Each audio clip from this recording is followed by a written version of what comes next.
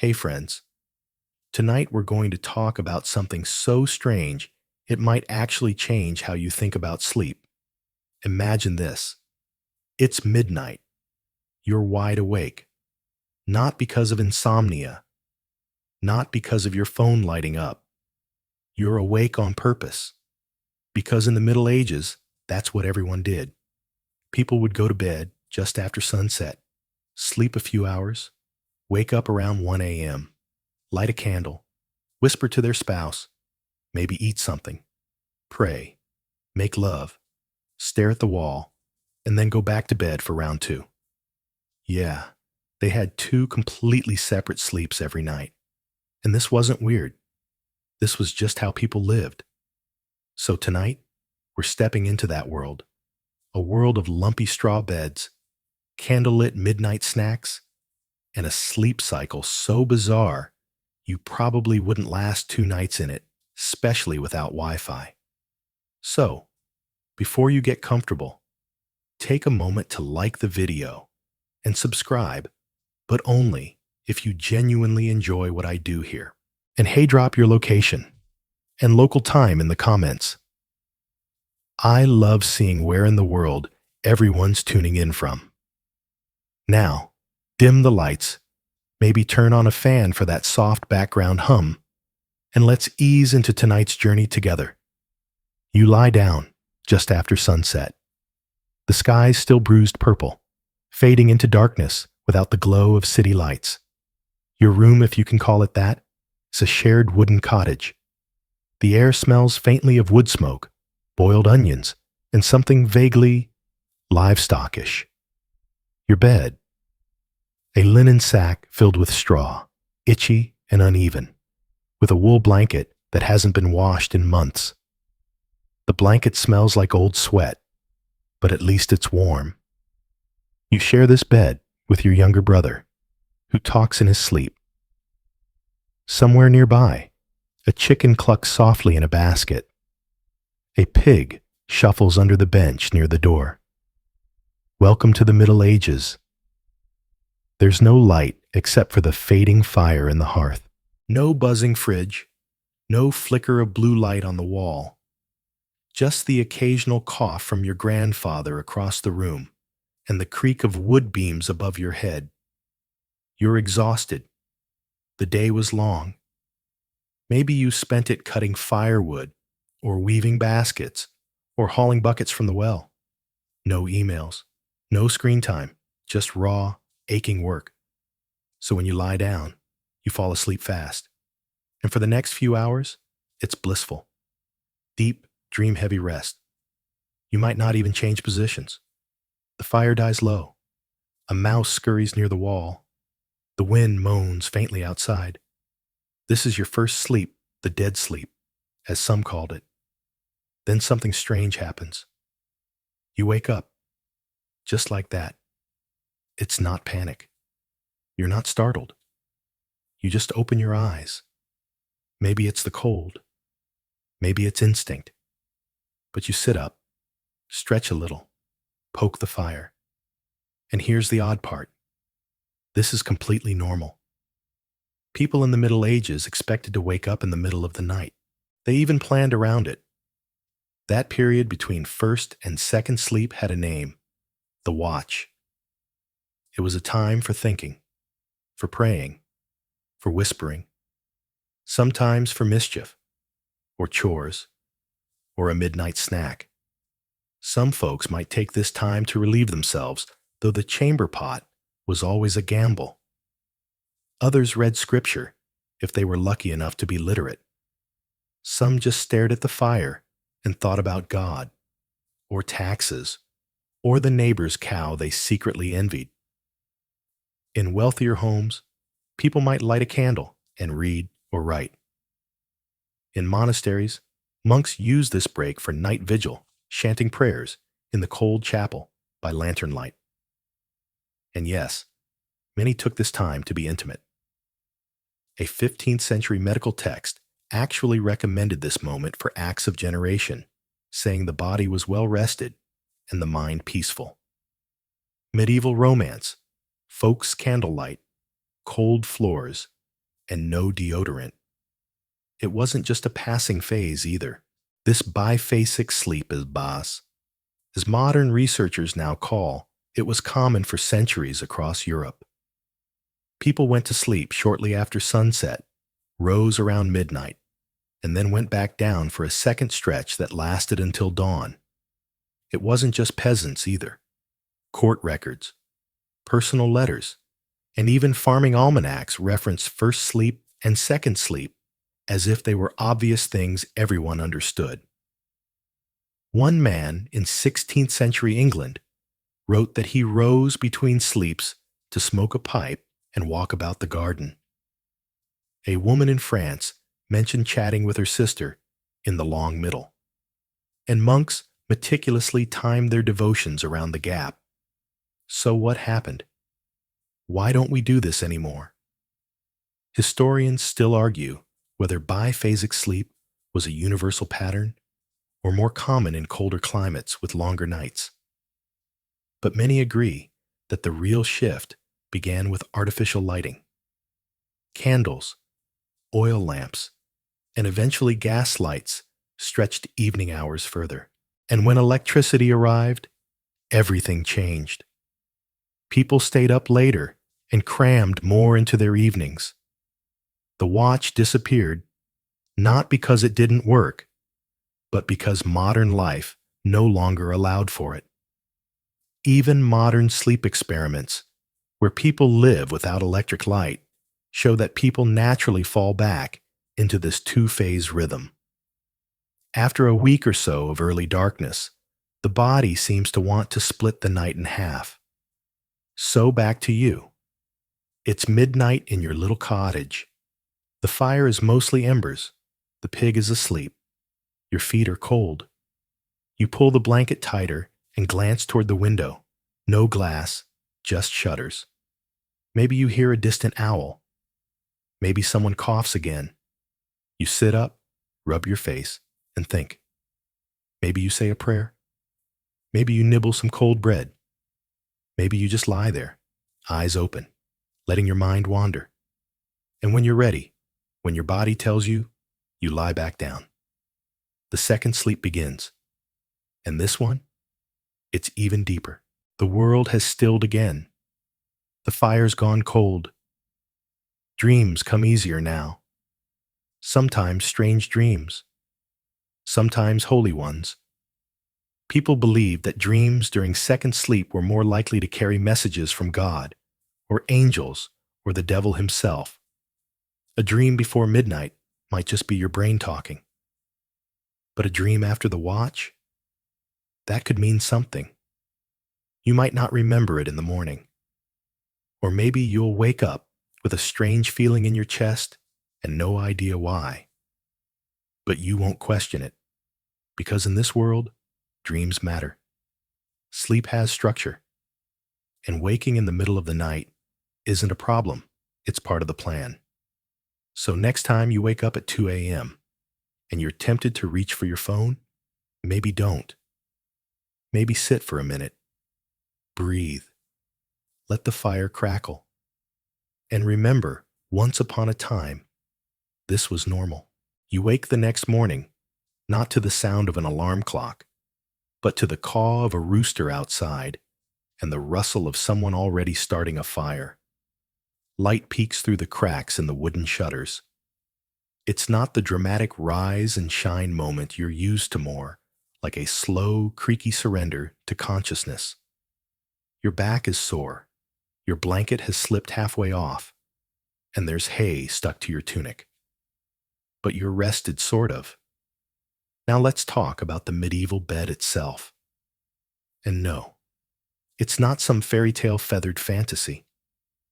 If you think you've had a bad night's sleep on a futon, just wait until you crawl into a peasant's bed in the year 1273.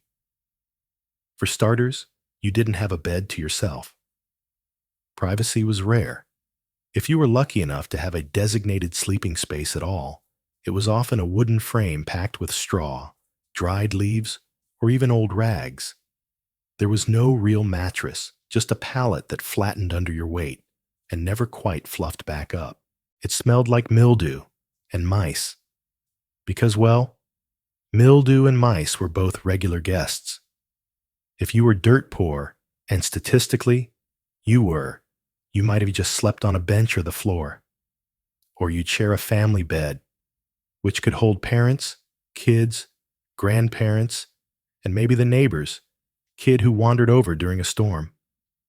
Sometimes, when traveling, you might rent half a bed at an inn, which meant, yes, you were sleeping next to a complete stranger for one night or several. And that straw-stuffed sack? It wasn't just itchy, it moved. Fleas, lice, and bedbugs were basically considered part of the bedding. People didn't have the concept of deep cleaning. If your pillow had a few bugs, that was life. No one expected comfort, just warmth. And if you lived in colder parts of Europe, Scandinavia, northern England, or the Alps, your bed doubled as survival gear.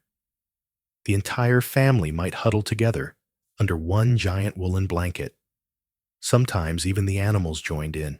That wasn't weird, it was strategic. Body heat was currency.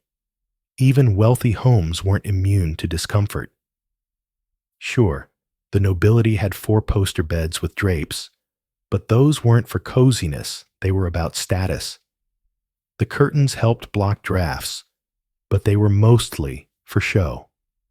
Stuffed mattresses existed, but they were packed with straw or feathers and had to be refilled and refluffed constantly. The wealthy might have linen sheets, but washing them was a rare ordeal. Even kings probably slept on sheets that hadn't been laundered in months. And speaking of sheets, get this, medieval people didn't really sleep naked. That whole idea of slipping into pajamas or lounging in boxer shorts, that's modern.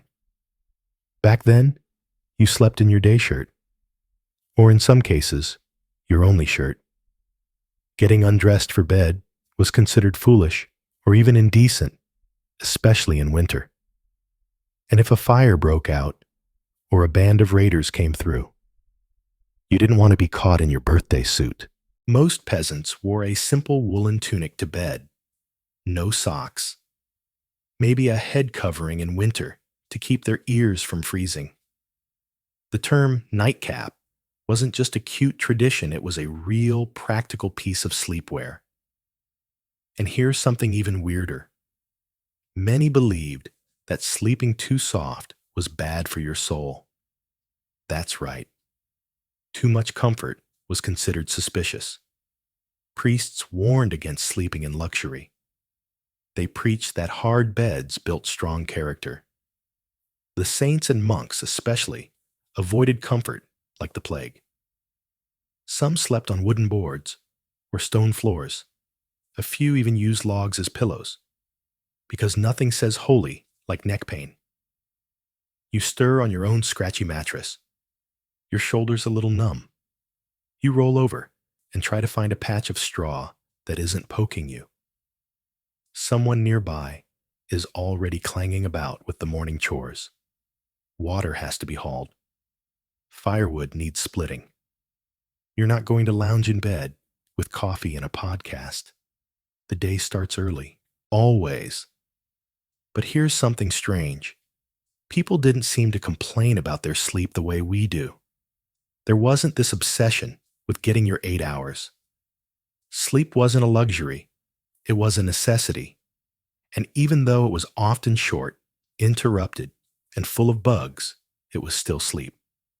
You got up, you got on with it. That's probably the biggest shock. In our world, we spend so much time trying to optimize rest. There are apps for it.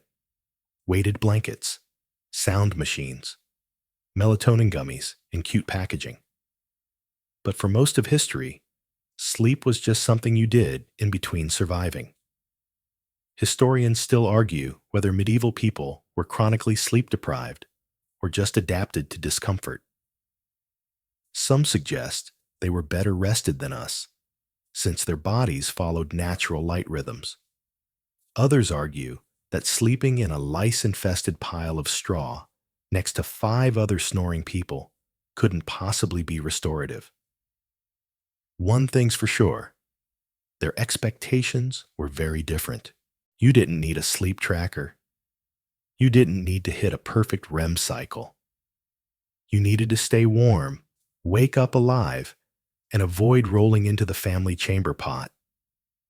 And maybe, if you were lucky, dream about something other than your neighbor's moldy cheese wheel or that weird guy at the market who always winked too much.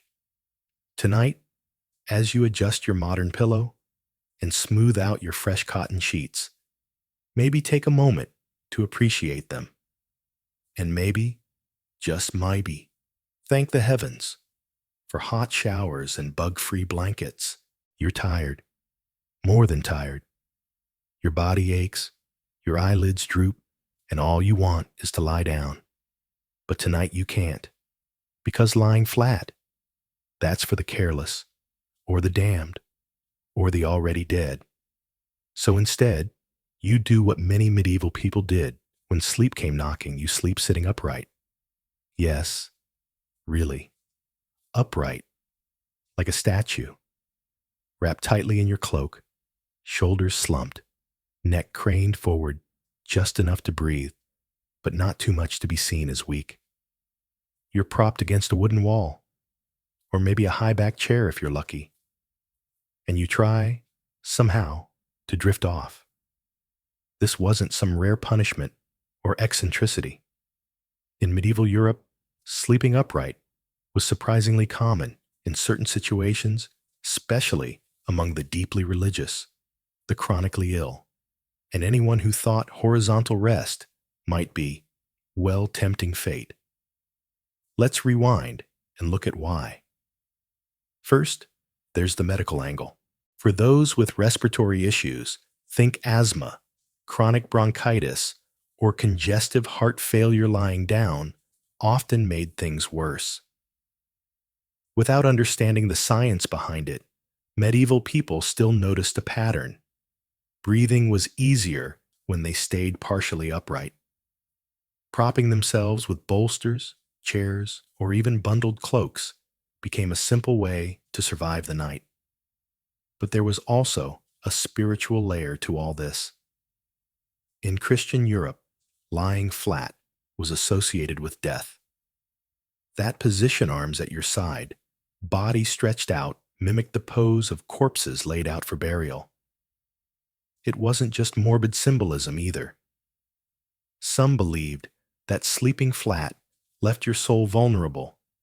If death came in your sleep, and death loved to come in, sleep, it might think you were already halfway gone. So people stayed upright, just in case. This was especially true for the extremely pious. Monks, mystics, and the deeply devout often embraced discomfort as a form of spiritual discipline. Soft beds were seen as a slippery slope toward sin. Comfort dulled vigilance. Hardness of the floor, of the posture, of the will kept you sharp and holy. Some monks would sleep seated on wooden stools, heads resting on their chests, hands folded over a rope belt. Others tied themselves upright with leather straps to stop their bodies from slumping as they nodded off. There's even evidence that certain orders deliberately avoided lying down for years at a time, sleeping only in brief, seated bursts between night prayers. Sound intense? That's because it was. These men believed they were fighting for their souls, one stiff joint at a time. One famous example is the Carthusian monks, known for their silence, solitude, and severe routines. Their cells were bare, their food minimal, and their beds more like benches. Many of them would nap lightly between prayer vigils, seated fully upright, cloaked in layers to keep warm, leaning slightly against stone walls. And it wasn't just monks. Some pilgrims adopted the practice too, especially on long journeys. Sleeping sitting up was more discreet, less vulnerable to attack, and avoided the perceived moral dangers of lying down alone in strange places. Plus, it made getting up quickly a lot easier always handy when traveling roads filled with bandits and wild dogs. But perhaps the strangest and saddest reason for upright sleeping belonged to those who spent nights watching over the dying. The custom of death watching was widespread in medieval Europe. When someone was close to death, family and community members would stay up beside them, keeping vigil. They'd sit upright, often all night long, reciting prayers, keeping candles lit, watching the final breaths. Some even feared that the soul might wander or be stolen if the body was left alone too long. So, someone always had to stay.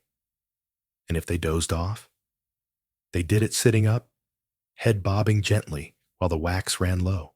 Now picture this. You're one of those watchers. It's deep night. The air smells like beeswax and sweat. You sit next to your grandfather's bed, eyes fixed on the flutter of his chest. The candle burns low. You feel your body start to slip toward sleep. You pull your cloak tighter and force your back straight. Not yet, you think? Not yet. Even in royal courts, upright sleep had its place. Some members of nobility believed it was safer-less vulnerable to assassins or thieves. Stories circulated about kings who napped in thrones, swords within reach, one eye always half open. Whether true or exaggerated, the idea stuck. To sleep sitting up was to remain alert, in control, ready. Historians still debate how widespread this practice really was. Some argue it was reserved for extremes monks, sickbeds, or situations of fear. Others believe it was more routine than we realize, especially in colder climates where beds were scarce and sleep was treated more like a task than a pleasure. But whether by choice or necessity, upright sleeping wasn't just a last resort, it could be a deliberate habit. And now, back to you. You're sitting in a wooden chair in the corner of a stone-walled chapel. There's no cushion. Your knees are pulled up to your chest, your arms wrapped tight. It's cold. Your feet tingle. Somewhere in the darkness, you hear distant chanting monks, perhaps performing matins at 3 a.m. You shift your weight. Your back cracks. Your head nods forward for a second, then snaps up. You blink in the candlelight, confused. Were you asleep? You don't know. Probably just a few seconds. Enough to take the edge off, but not enough to dream. That's what upright sleep often was. Not a full escape. Not the kind of sleep that heals and renews. But a pause. A surrender.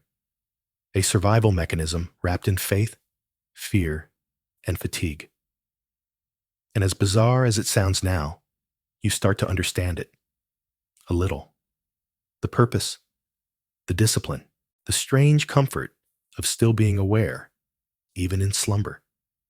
These days, we lean back in plush recliners, scroll until our thumbs hurt, and complain if a pillow is slightly too firm. But for medieval sleepers, comfort wasn't the goal. Endurance was. So tonight, as you stretch your legs under your modern duvet and sigh into your memory foam pillow, imagine, just for a moment, that you're propped in a cold stone corner, wrapped in scratchy wool, nodding off to candlelight and distant psalms. How long would you last? Let's be honest, not very. You're still half asleep when a cold, bony foot brushes against your shin. Then a knee jabs you in the side. A sharp elbow nudges your back. Someone mutters in their sleep something about turnips. A baby squeaks. And somewhere near your ear, a grown man lets out a long nasal wheeze. You open your eyes and blink at the low wooden beams above you. You're not dreaming. You're in a medieval, communal bed, and you're not alone. Far from it. You're squeezed in with let's see your cousin, your aunt, a neighbor who lost their house in a storm, two visiting pilgrims who paid a few coins to stay the night, and a 6-year-old who may or may not be related to anyone here. Oh, hand, a goat. Can't forget the goat. It's curled up at someone's feet for warmth. It's crowded. It's loud. And it's very human. Because in the Middle Ages, sleeping with a crowd wasn't weird. It was normal. It was practical. It was how most people slept for most of history. Bed-sat least ones big enough for more than one person were expensive. Rooms were cold. Space was limited. Heating was inefficient. So the idea of everyone having their own bed, their own room, their own clean pillow with lavender mist, that didn't exist. Instead, people shared not just with family, but with strangers. Let's say you're a traveler. You've walked 30 miles in worn leather shoes. Your feet are blistered, and it's snowing. You stop at a roadside inn. There's no front desk, no key card, no cozy room for one. Instead, the innkeeper points you to a room with 2 large beds already half full. You pay a small fee, remove your shoes hopefully, and climb in beside someone who might be a blacksmith from the next village, or a monk, or someone who hasn't bathed in well. It's best not to think about it. Inns didn't rent rooms. They rented spaces in beds. If all the beds were full, you might even sleep on the floor beneath one, or at the foot of someone else's bed. It wasn't just low-budget travel, it was standard. And no one thought it was strange. In fact, sharing a bed was such a normal part of life that it crossed every social line. Peasants slept next to merchants, apprentices next to masters, children next to visiting clergy. In royal households, noble attendants slept beside each other on long benches, sometimes shoulder to shoulder. Even among kings and queens, the bedchamber was rarely private. Courtiers, guards, ladies-in-waiting, they all came and went. Royal beds were massive, ornate, and built as much for ceremony as for sleep. Queen Elizabeth's bed could reportedly hold 6 people at once, and no, that wasn't for scandal. That was just sleeping arrangements. In family homes, it was even cozier. Parents often shared a bed with several children, or with elderly parents, or with servants. Privacy wasn't even a concept. Beds were seen more like campfires with blankets places to share warmth, tell stories, hum lullabies, and drift into sleep with others breathing nearby. But of course, there were challenges. For one, personal space didn't exist. If someone snored, you endured it. If someone rolled onto you, you nudged them and kept going. People slept fully dressed, not just for warmth, but in case something happened during the night. A fire, a birth, a raid. No one wanted to be caught fumbling for trousers in the dark. And don't forget hygiene. Shared beds meant shared lice, fleas, the occasional bedbug infestation. People might bring their own bedding, but that only helped so much. Most beds were stuffed with straw or feathers that hadn't been changed in months. Some used heather branches, believed to repel pests, though mostly they just made the bed smell better. Still, it wasn't all bad. There was something comforting in it, too. The rhythmic breathing of others, the sound of someone softly whispering a prayer beside you, children sighing, grandparents humming an old lullaby. In a world full of hardship, cold, and death, the shared bed was one place where people felt close, connected, alive. Sometimes, these arrangements even brought people together in unexpected ways. There are letters from the 14th and 15th centuries mentioning bedfellows, not lovers, but friends. 2 men traveling together, 2 women on pilgrimage. They'd share a bed for a few nights, talk in the dark, and sometimes form lifelong bonds. One nobleman wrote fondly about the goodly friendship born in our sleep. It was intimacy without romance, closeness forged in candlelight. Of course, there were also complications. In some legal disputes, accusations were made about nighttime misconduct in shared beds. One man was fined for inappropriate touching during a night spent at an inn's defense being, "It was dark. I thought it was my wife." The court disagreed. The innkeeper apparently did too. Historians still debate how this widespread bed-sharing shaped society. Did it break down barriers between people, or did it reinforce class, gender, and age roles in subtle ways? Some argue that it encouraged empathy and cooperation. Others suggest it blurred boundaries in ways that could lead to discomfort or worse. But no matter the interpretation, one thing is clear. Sleeping alone was the exception, not the rule. And now, back to your straw-filled mattress. You're lying there, curled on your side. Someone behind you breathes with a soft whistle through their nose. Someone in front has icy feet that keep creeping toward yours. You've pulled the blanket as high as it will go, but it's not really big enough for everyone. You can't stretch. You can't roll over. And yet, slowly, you begin to drift.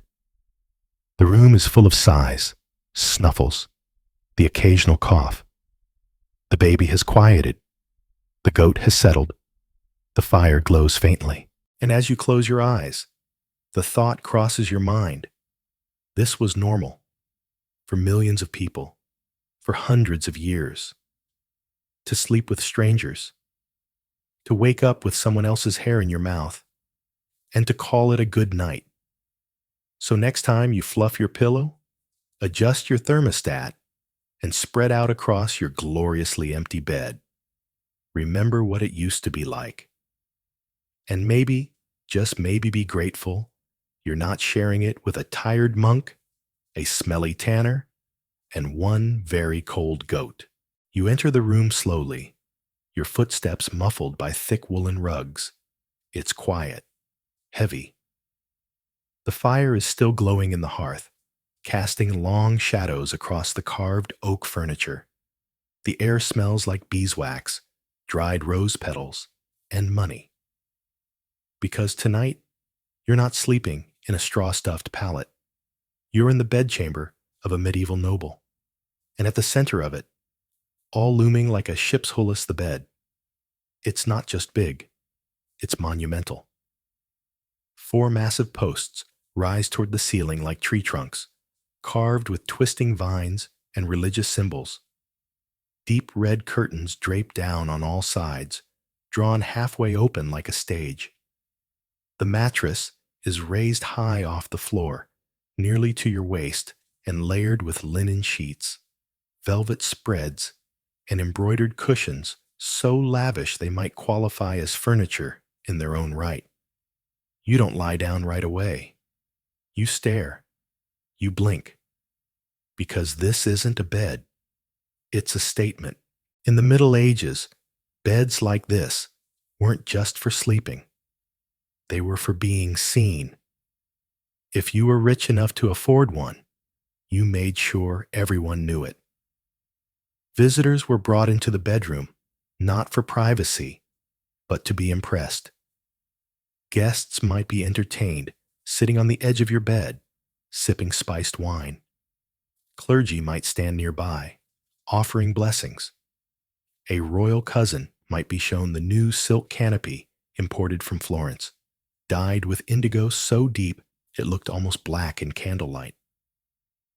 Beds were the second most expensive object in a noble household after land.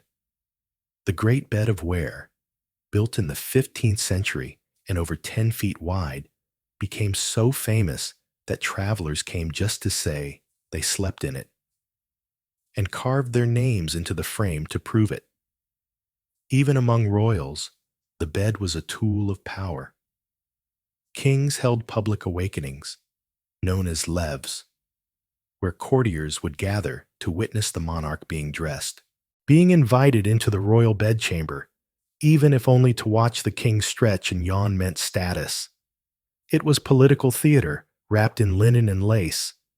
But don't let the luxury fool you. These beds weren't necessarily comfortable. The mattresses were feather-stuffed, sure but often overstuffed, to the point of awkward angles. Pillows were inconsistent. Blankets could be so heavy with embroidery that they weighed down your chest.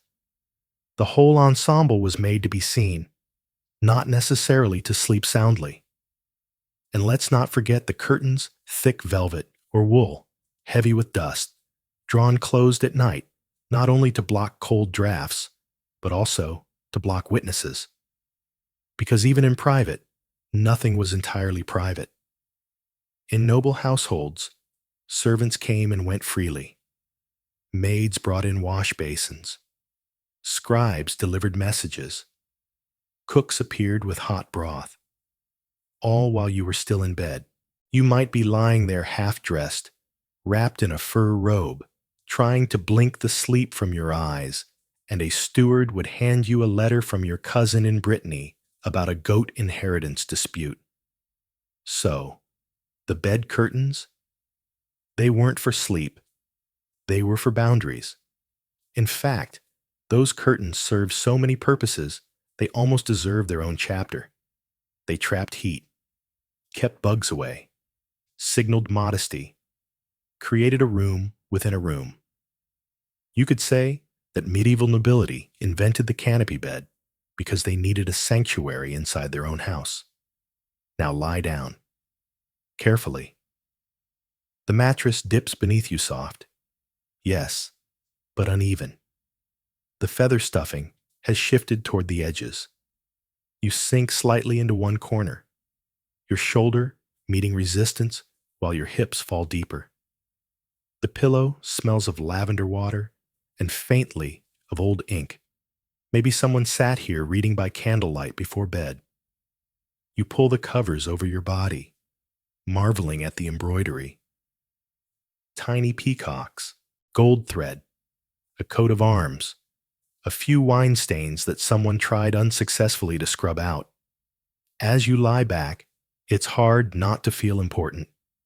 The bed wraps around you like a throne tipped on its side. You're warm, elevated, hidden, but don't get too comfortable. This is still the Middle Ages. If your wife goes into labor tonight, she'll do it right here. Nobles gave birth in their beds, surrounded by midwives, wet nurses, and family, all gathered behind those famous curtains. If you fall ill, this will become your sickbed. Physicians with terrifying tools will examine you by candlelight. A priest may be summoned. Last rites may be whispered. Because in medieval life, you often died where you slept. And if you're really unlucky, someone might sneak into this room tonight, not to wish you well, but to listen, spy, or worse. That's why even noblemen sometimes slept lightly. They were surrounded by wealth, yes, but also ambition, political rivalries, family feuds. Assassins weren't unheard of, which is why some nobles slept with a dagger under the pillow, or a loyal dog curled at the foot of the bed. Still feeling cozy? Even sex wasn't exactly private. In high-profile marriages, the wedding bed was considered public property. Witnesses were sometimes invited into the chamber to verify the couple had, in fact, begun their union. The consummation was expected, sometimes even required, to be announced in the morning with a toast and a breakfast of eggs and ale. Quirky, yes. Intimate? Not so much. Historians still debate whether these luxurious sleeping arrangements actually led to better rest. Some argue the feather beds and drapery made for the best sleep of the period. Others say all the ceremony, interruption, and symbolism made noble sleep more performative than restorative. Either way, these beds weren't just for sleeping. They were stages, altars, confession booths, maternity wards, and thrones. And now, here you are, tucked into one, listening to the muffled world beyond the curtain, a maid's footsteps, a door latch, a flicker of wind rattling the glass pane. The warmth is real. The luxury is real. But so is the weight of it all. The pressure, the visibility, the expectation. You're not just resting. You're participating in a centuries-old ritual of power, presence, and pageantry. Tonight, when you crawl into your own bed, your very own bed, take a moment to feel its freedom, the privacy, the stillness, the glorious lack of ceremony. No one's watching. No one's waiting. No one expects a birth, a speech, or a signed treaty. You can just sleep. And that, honestly, makes your mattress more powerful than any four-poster bed in medieval Europe. It's late. The fire has gone out. The room is dark, except for a faint orange glow from the last few embers. You pull the blanket tighter around your shoulders, but it's not enough. Your feet are cold. Your nose is cold. Your breath is a little visible in the air. And then something moves beside you. It's warm, fuzzy. It exhales directly onto your neck. You flinch, sit up, blink into the shadows. No, it's not your cousin. It's not a blanket. It's not even human. It's the pig. Yep. Welcome to medieval sleeping arrangements, where it was entirely normal to sleep next to your livestock. Tonight, you're not just sharing a bed with your family. You're sharing it with the family pig. 2 chickens, maybe a goat, and if you're lucky, a small, suspicious-looking dog whose only job is to bark at anything that moves. That dog is not very good at its job, because in medieval Europe, especially in peasant households, animals weren't just your livelihood, they were your bedmates. Not for fun, not for cuddles, but for heat, for protection, for survival. Houses back then weren't insulated. They weren't designed for warmth or comfort. Most homes were single-room structures with dirt floors, no chimney, and walls made of wattle and daub.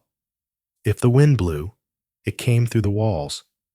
If the snow fell, it drifted in through the roof beams.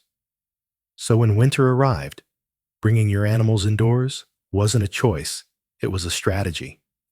Pigs, goats, sheep, cows, any animal small enough to fit inside and valuable enough to protect got a place by the hearth. Sometimes just inside the door. Sometimes right next to your straw mattress.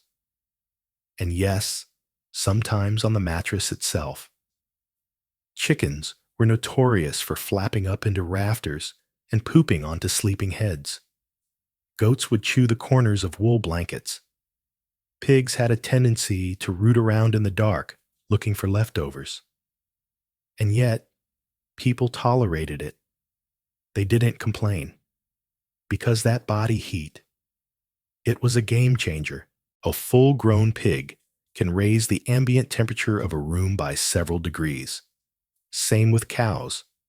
That's why some homes even had a separate stall built into the living space, like a medieval version of central heating. It wasn't elegant. It wasn't clean. But it worked. So now, you lie back down and try to get comfortable again. The pig is resettled at your feet, snorting softly in her sleep. Her body is warm, solid. You feel her breathing slow, rhythmic. It's oddly soothing. You shift your legs slightly, so she has more room. Above you, 2 chickens are roosting on a beam. They rustle now and then, shifting their claws against the wood. One lets out a low, buck, buck, buck in her dreams. You really hope she's not about to lay an egg. The goat is near the door, curled into a fuzzy ball. Every few minutes she lets out a little bleat and flicks her ears. She's dreaming, too, hopefully not about jumping on the table again. And of course, the dog. You can't see him, but you know he's nearby because every now and then he lets out a muffled bark in his sleep, followed by a contented sigh. The room smells like hay, wool, and animals. It's not terrible. It's not good either. But to you, it smells like life. It's important to understand that this wasn't just poverty. This was culture. This was normal. Medieval people didn't see animals as dirty roommates. They saw them as part of the household, part of the family. In fact, some legal codes from the time explicitly state that animals had to be brought indoors at night not for their comfort, but for their value. A stolen pig could ruin a household. A lost cow meant no milk, no cheese, no butter. Chickens laid eggs that could be bartered or eaten. Every animal was a tiny walking savings account. So keeping them close was smart. But of course, there were complications. Imagine waking up in the middle of the night to a goat chewing on your pillow, or stepping out of bed and directly into a steaming pile of cow dung. Or having your blanket yanked off because the pig decided it made a better nest. It happened. A lot. There are medieval tales and folk songs that joke about animals in the bed. One popular ballad describes a man who rolled over in his sleep and kissed what he thought was his wife, only to find out it was the family goose. The next verse implies he wasn't too upset about it. Even in castles, animals weren't totally banned. Noblemen kept hunting dogs and lapdogs in their chambers. The dogs weren't just pets, they were protection. A well-trained dog might alert you to intruders or catch a rat before it made it to your bread stash. Some royal courts even allowed monkeys in the bedchamber, though that came with mixed results. Historians still debate whether medieval people truly enjoyed sleeping with animals or simply endured it. Some argue that over time, humans developed a kind of shared rhythm with their livestock. Others say that while it was necessary, people longed for more separation, and evidence shows that wealthier peasants, once they could afford it, often built separate stables or animal shelters. But for the vast majority of the population, human and animal life was intertwined during the day, during meals, and definitely during sleep. Back to you. You're awake again. The pig just shifted and snorted in your face. You wipe your cheek, groan softly, and adjust your blanket. Someone on the other side of the room is talking in their sleep. The chickens are quiet now, but one has laid an egg directly onto the windowsill. The dog lets out a growl, then falls silent. Outside, the wind whistles, trying to find a way in. But inside, it's warm. Not just from the fire or what's left of it, but from all the living bodies around you. Your family, your animals, all curled together in the same room, breathing together, dreaming together. It's not glamorous. It's not clean, but it's deeply, undeniably human. So tonight, when you pull your soft, clean comforter up to your chin and complain that your cat takes up too much space at the foot of the bed, just remember this. At least you don't have to sleep with a full-grown pig, unless you really want to. You wake up, again, but this time, it's on purpose. The fire has burned low. The animals are quiet. Most of the household is snoring softly, curled in corners, tangled in blankets, or slumped against each other like a pile of overripe laundry. The stars are still out. The horizon not yet touched by dawn. But you're wide awake, and that's perfectly normal. Because in the Middle Ages, waking up in the middle of the night wasn't seen as a problem, it was expected. It was part of the rhythm, a part of sleep, a habit baked into the structure of daily life. What comes now is the midnight interval. the watch between your first and second sleep, and it's surprisingly lively. You sit up, stretch your legs. The blanket falls to your lap, and you can feel the cold against your skin. The embers glow faintly, casting flickers of orange against the ceiling beams. Someone near the hearth turns in their sleep and mumbles something about fish. The room is still. But your mind? Awake. So what do? Well, you could pray. That was a common choice. People believed the hours between midnight and dawn were especially sacred, a time when the veil between heaven and earth thinned. Monks across Europe rose at these exact hours to chant, read psalms, or walk the cloisters in silent reflection. Ordinary folks followed suit, whispering prayers from their beds, or reciting verses aloud while staring into the dark. But prayer wasn't the only activity during this midnight pause. You could bake. Yes, bake. Bakers across medieval cities used this interval to prepare dough, knead loaves, and stoke ovens. Fresh bread needed to be ready by dawn, and the timing made sense. While others slumbered, the town baker worked quietly in the glow of the oven, dusting flour from his hands, listening to the wind rattle the shutters. You could talk. Couples often used this time to reconnect. Without the demands of the day or the ears of children, they whispered about chores, family gossip, or the weird dream someone had about a talking turnip.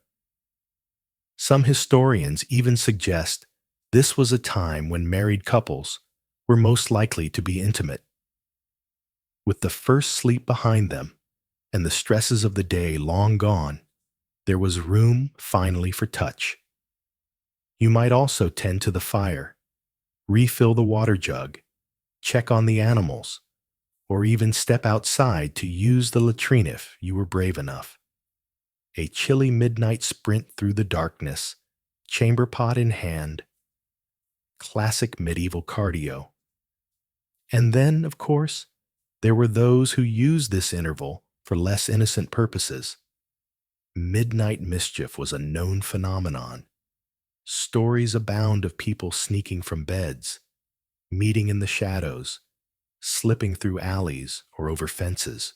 Crimes committed in the watch hours were often viewed with extra suspicion, not just because they broke the law, but because they disrupted the natural flow of the night. As if the moonlight itself bore witness. In towns and villages, the sound of someone moving around at this hour wasn't alarming. It was common, normal. People used the time.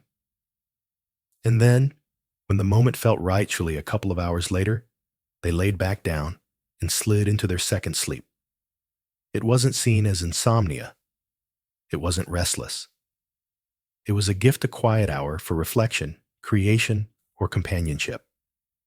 Modern researchers, like Roger E. Kirsch, have written extensively about this pattern, uncovering letters, court records, and diaries filled with references to first sleep and second sleep.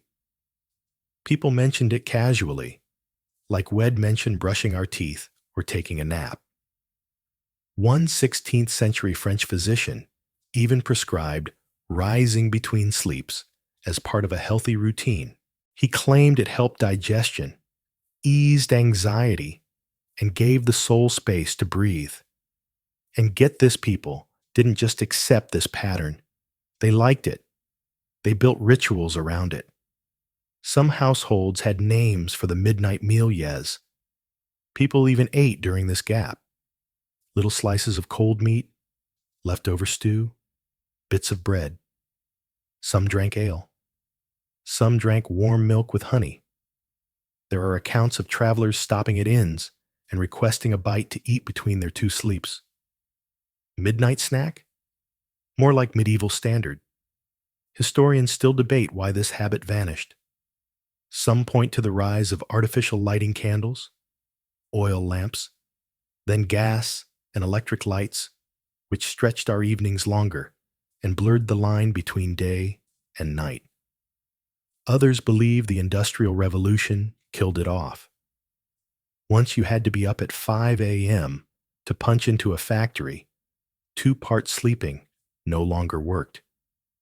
Sleep had to become compact, predictable, efficient, whatever the cause. By the late 19th century, the concept of a first and second sleep had mostly disappeared, replaced by the single, straight-through night we think of today. But here's the thing. When modern people are removed from artificial light, say, on a camping trip or in extended darkness, they often naturally revert to biphasic sleep. 2 blocks, 1 break in the middle. It's as if our bodies remember. And now, so do you. You stoke the fire gently. Add a stick of wood. The flame crackles to life. You pull your blanket tighter, warm your hands, and nibble on a piece of bread from earlier that evening. It's stale, but soft in the middle. Satisfying. Outside, the stars are shifting. You hear the rooster stir. Not crowing yet, but close. You lie back down slowly, tucking your legs under the blanket. The pig shifts beside you with a grunt. The dog lets out a soft, sleepy bark and curls tighter into his fur. You close your eyes, and without even trying, the second sleep comes. It's deeper this time, dreamier, looser around the edges. No interruptions, just the quiet hum of a world still sleeping. And when you wake again, there will be light on the horizon. But for now, you're safe, fed, warm, and in perfect rhythm with a forgotten human tradition. You're jolted awake, not by your own body, not by the rooster, not even by the pig snoring beside the hearth. You're awakened by a bell. A deep, metallic dong echoes through the thick stone walls, bouncing down the cold corridors like a voice from the heavens or maybe from someone far less forgiving. You blink into the darkness. The candle has burned out. There is no fire left in the hearth. The air is cold enough to sting your face. You fumble in the dark for your robe, pulling it over your shoulders with stiff, clumsy fingers. Your breath clouds in front of your face. It's the middle of the night, and yet it's time to rise. Because here in the monastery, you don't get to sleep through the night. Sleep is not your own. It belongs to the rule of Saint Benedict, and the rule says it's time for matins. In the life of a medieval monk, time is sacred. The day and night air divided into a strict schedule called the Divine Office, or Liturgy of the Hours. These were 8 daily periods of prayer: matins, lauds, prime, terce, sext, none, vespers, and compline. Together, they turned the passing of time into an act of constant devotion. And matins? It begins around 2:30 in the morning. You swing your feet down onto the cold stone floor. There's no mattress, just a wooden board, or a straw-filled sack if you're fortunate. No pillow. No blanket thick enough to fight this kind of chill. Just wool and willpower. Your feet ache from yesterday's chores. Your knees creak as you stand. But you don't complain. No one does. The other monks are already moving, ghost-like in the dim candlelight, robes swishing as they make their way silently toward the chapel. No talking, no yawning. Just breath, footsteps, and the quiet muttering of remembered psalms. You follow them. The stone corridor is narrow. Your breath echoes. You think of warm beds and wonder, briefly, if God is watching you think of warm beds. Inside the chapel, it's all shadow and flicker. A single candle burns on the altar. The smell of old incense still clings to the air. You kneel, and then it begins. The chanting, the rhythm, the slow, deliberate hum of Latin phrases sung in unison. It's not music, not quite, but it fills the air like a soft, sacred fog. You know every word, every inflection. You've sung these same words every night for years. Centuries of voices have joined this same prayer, at this same hour, under stars long since gone.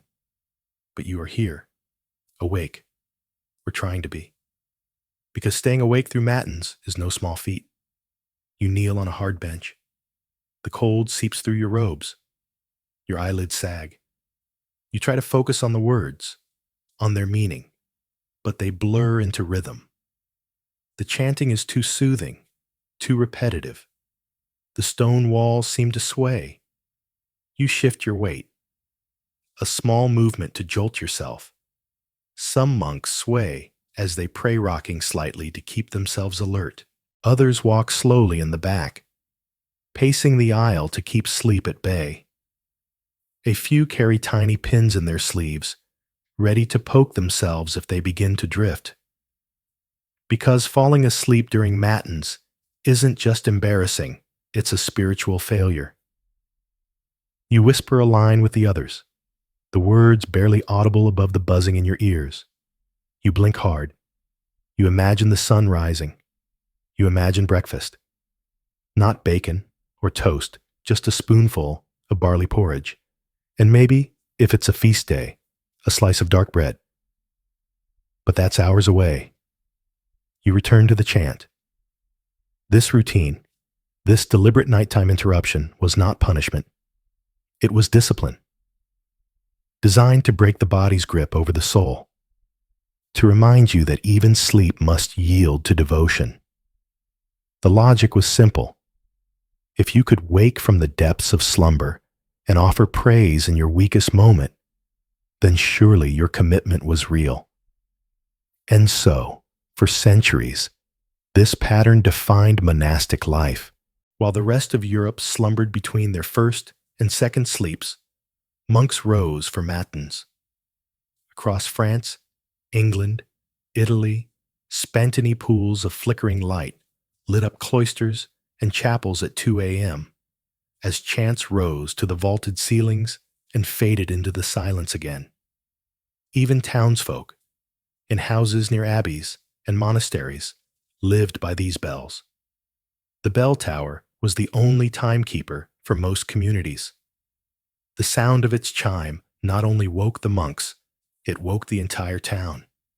Bakers would start mixing dough. Shepherds stirred. Sometimes even children awoke for a moment, only to drift back off to sleep. The bell was sacred. It marked the hours, the seasons, the deaths, the births. It told the world that time itself belonged to God. Historians still debate whether this rigorous schedule brought peace or exhaustion. Some argue that monks found a meditative clarity in the rhythm, sleeping in short bursts, fully awake during prayer, dozing again when the spirit allowed. Others point to records of collapsed monks, medical ailments, and exhaustion, evidence that this routine took a physical toll. Perhaps, they say, holiness came with chronic fatigue.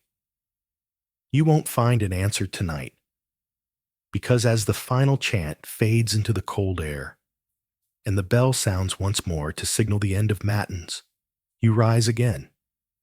You shuffle back through the corridor. Your legs are stiff now. Your back aches.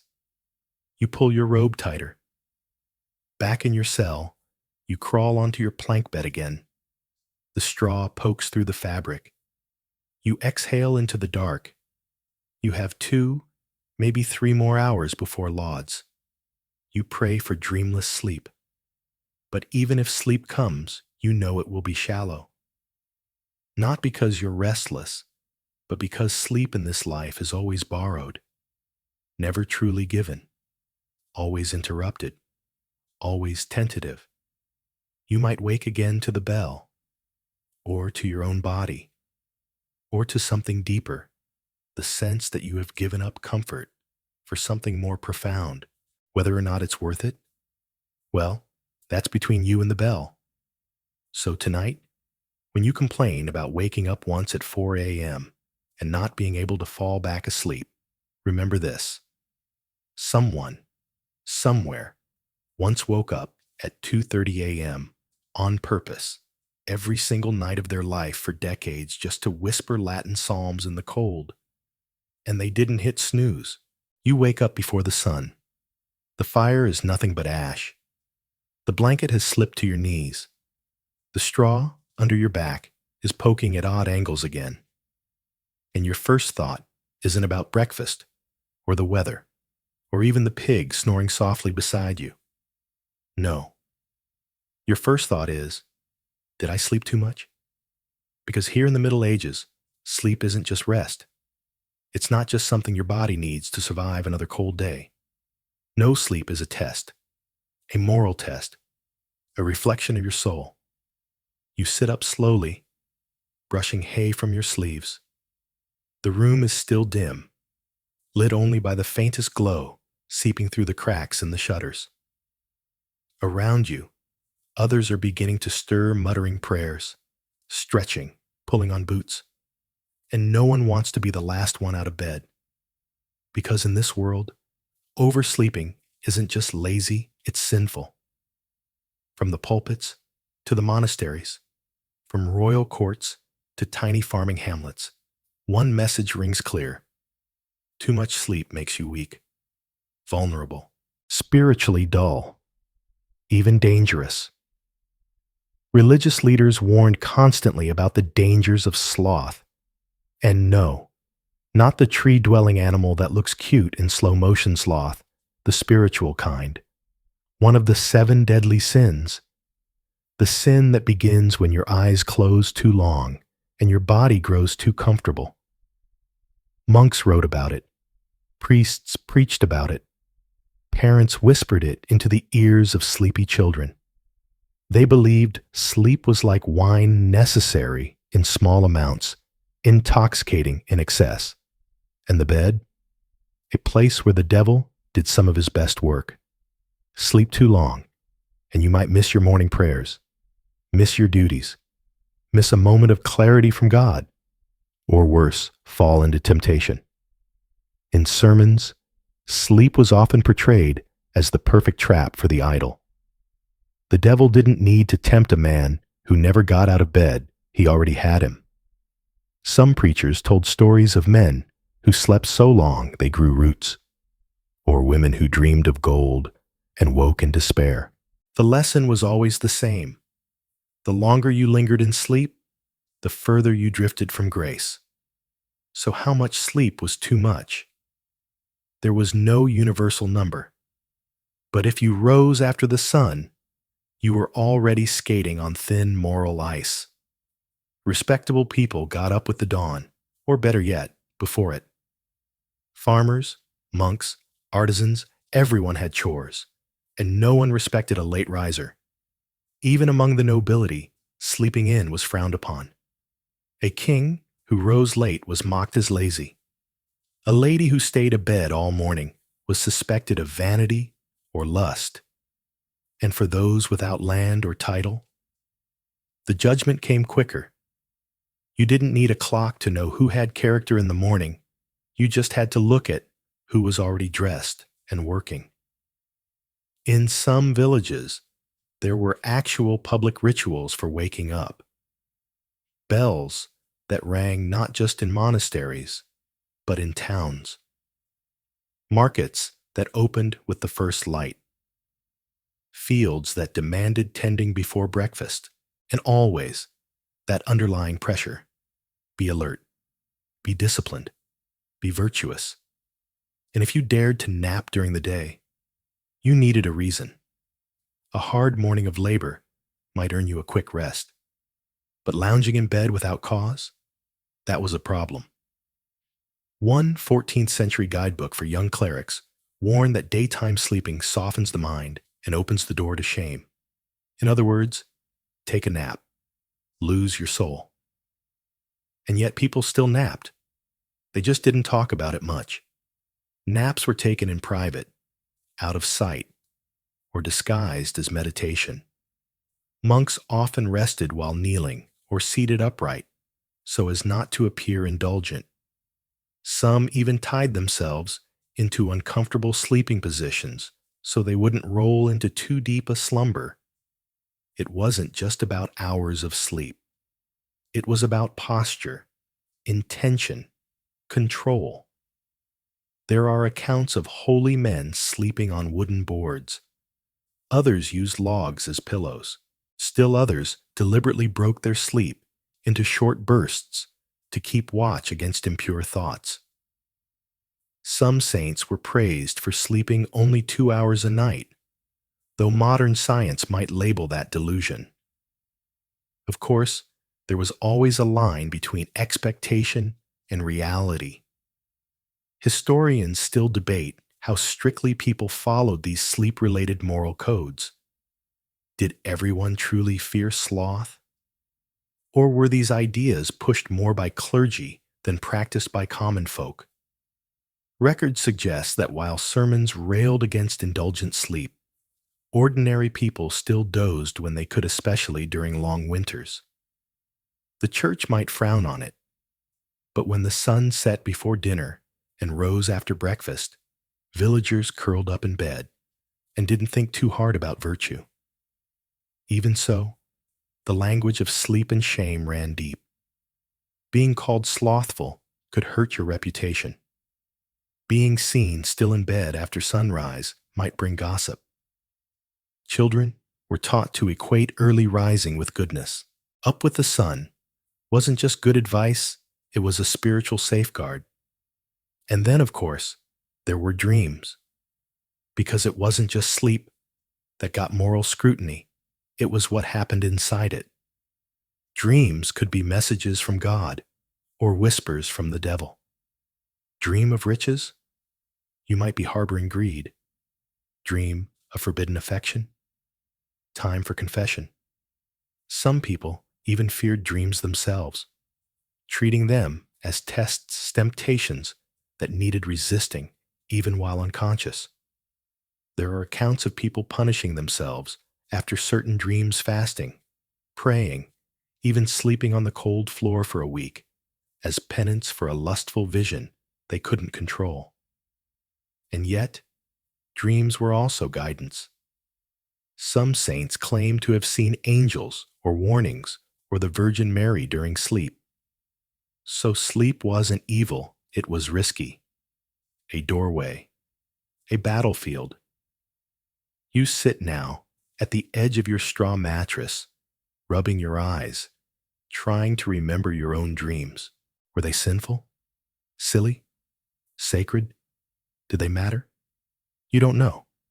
But one thing is certain. You woke up before the sun. You beat the bell. You resisted the warmth of the blanket for another day. That means something. At least here, in this world, in this time, it does.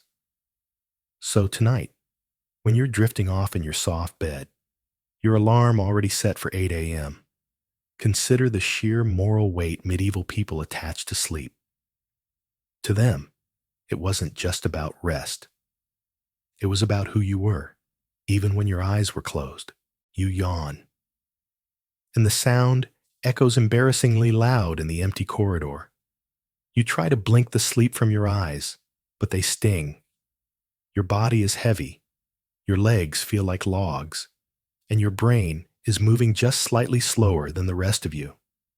You are, quite simply, exhausted.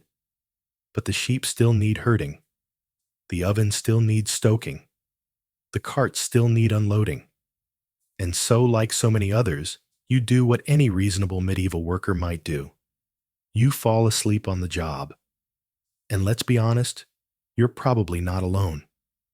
Because despite all the preaching, scolding, and guilt surrounding sleep, the truth is medieval people nodded off all the time, often exactly when they weren't supposed to. And while it might not have been encouraged, it was understood. In the fields, it was common to see workers dozing under trees during a brief pause between tasks. After hours of hard physical labor digging, hauling, threshing, a quick nap in the dirt wasn't just tempting. It was necessary. They called it a snap sleep, 10, maybe 15 minutes at most.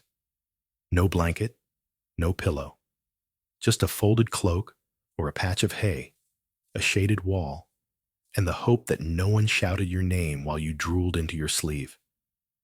Even inside churches, people fell asleep. A long Latin sermon, a warm chapel, and a full stomach could put even the most pious into a light slumber. There are records of priests gently shaking awake elderly parishioners. There are also records of not-so-gentle shake-ups, like a slap on the back of the head or the clang of a dropped censer right beside someone's ear.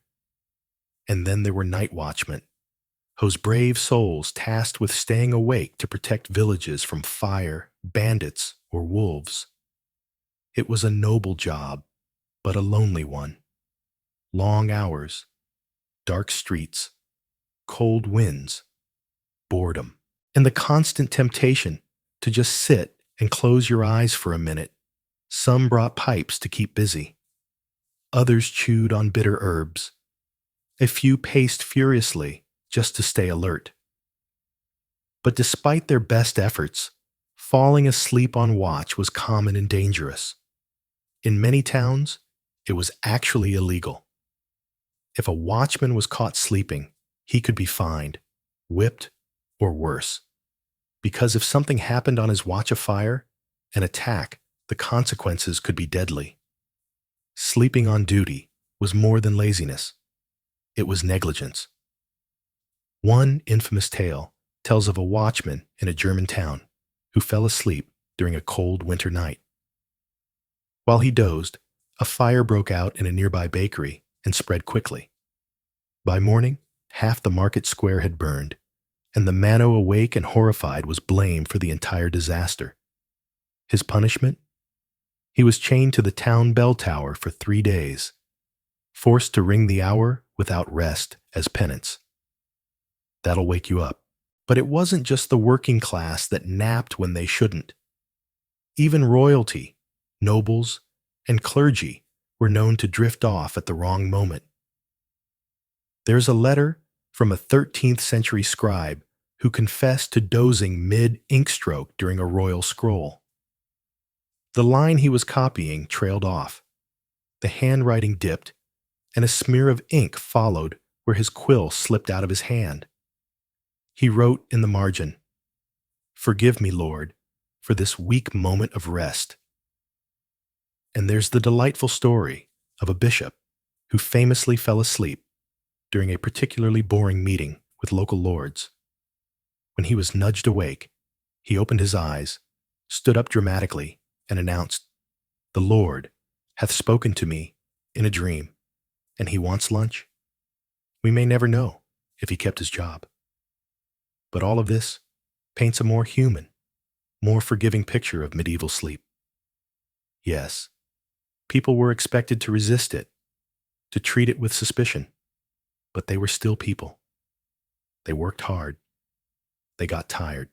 They nodded off at inconvenient times. And they found clever ways to sneak in sleep where they could. In fact, one quirky tradition developed in some towns: sleep benches. These were stone or wooden benches placed outside important buildings like churches, town halls, or granaries where people could sit while waiting their turn. They weren't meant for napping, of course, but locals quickly discovered that if you leaned just right against the wall, you could sneak in a few minutes of shut-eye. So many people did this that certain benches became known by name like the Dreaming Stone or the Snore Seat. There are even carvings in some of these benches, etched by generations of bored citizens resting their heads while they waited. Historians still argue whether sleep during work hours was genuinely tolerated or just quietly ignored. Some point to the strict records of punishments for sleeping on guard duty as evidence of harsh discipline. Others argue that nap culture short, quiet, practical was an unspoken part of life, especially during slower seasons like winter. After all, when the sun sets at 4 p.m. and you've done all you can by lantern light, what else are you going to do? Now, back to you. You're sitting on a wooden cart in the stable yard, the sun barely overhead. Your shift isn't over. You've been hauling sacks of grain since dawn. Your shoulders ache. Your eyelids are betraying you. You rest your head against the warm, sunlit wood. You tell yourself, just a minute. You dream of warm bread, a clear stream, a blanket that doesn't itch. It's beautiful. Until someone yells your name and you jolt upright, heart pounding, cheeks flushed. You mutter something about checking the wheels. Everyone nods. They've all done it too. So tonight, when you feel guilty for dozing off at your desk or nodding off during a boring Zoom call, remember this. Even in the Middle Ages, even in a world full of fear, rules, and bells, people still fell asleep at the worst times. And sometimes, they needed it. You lie back, the fire barely flickering now, and pull your blanket tighter. There's a faint hiss from a wet log still smoldering on the hearth. Outside, the wind moves slowly through bare trees, and the stars are bright enough to feel close, like cold lanterns suspended in the black.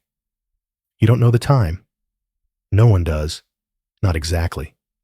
But you can feel it. It's deep winter. And here, in the Middle Ages, that means something very specific. It's time to sleep. A lot. Because without electricity, without phones or lights, or late-night distractions, people once slept with the rhythm of the seasons. And winter? Winter was for resting. It starts before dinner. The sun sinks well before the stew finishes bubbling. By 4 p.m., the light is already fading. By 5, it's night.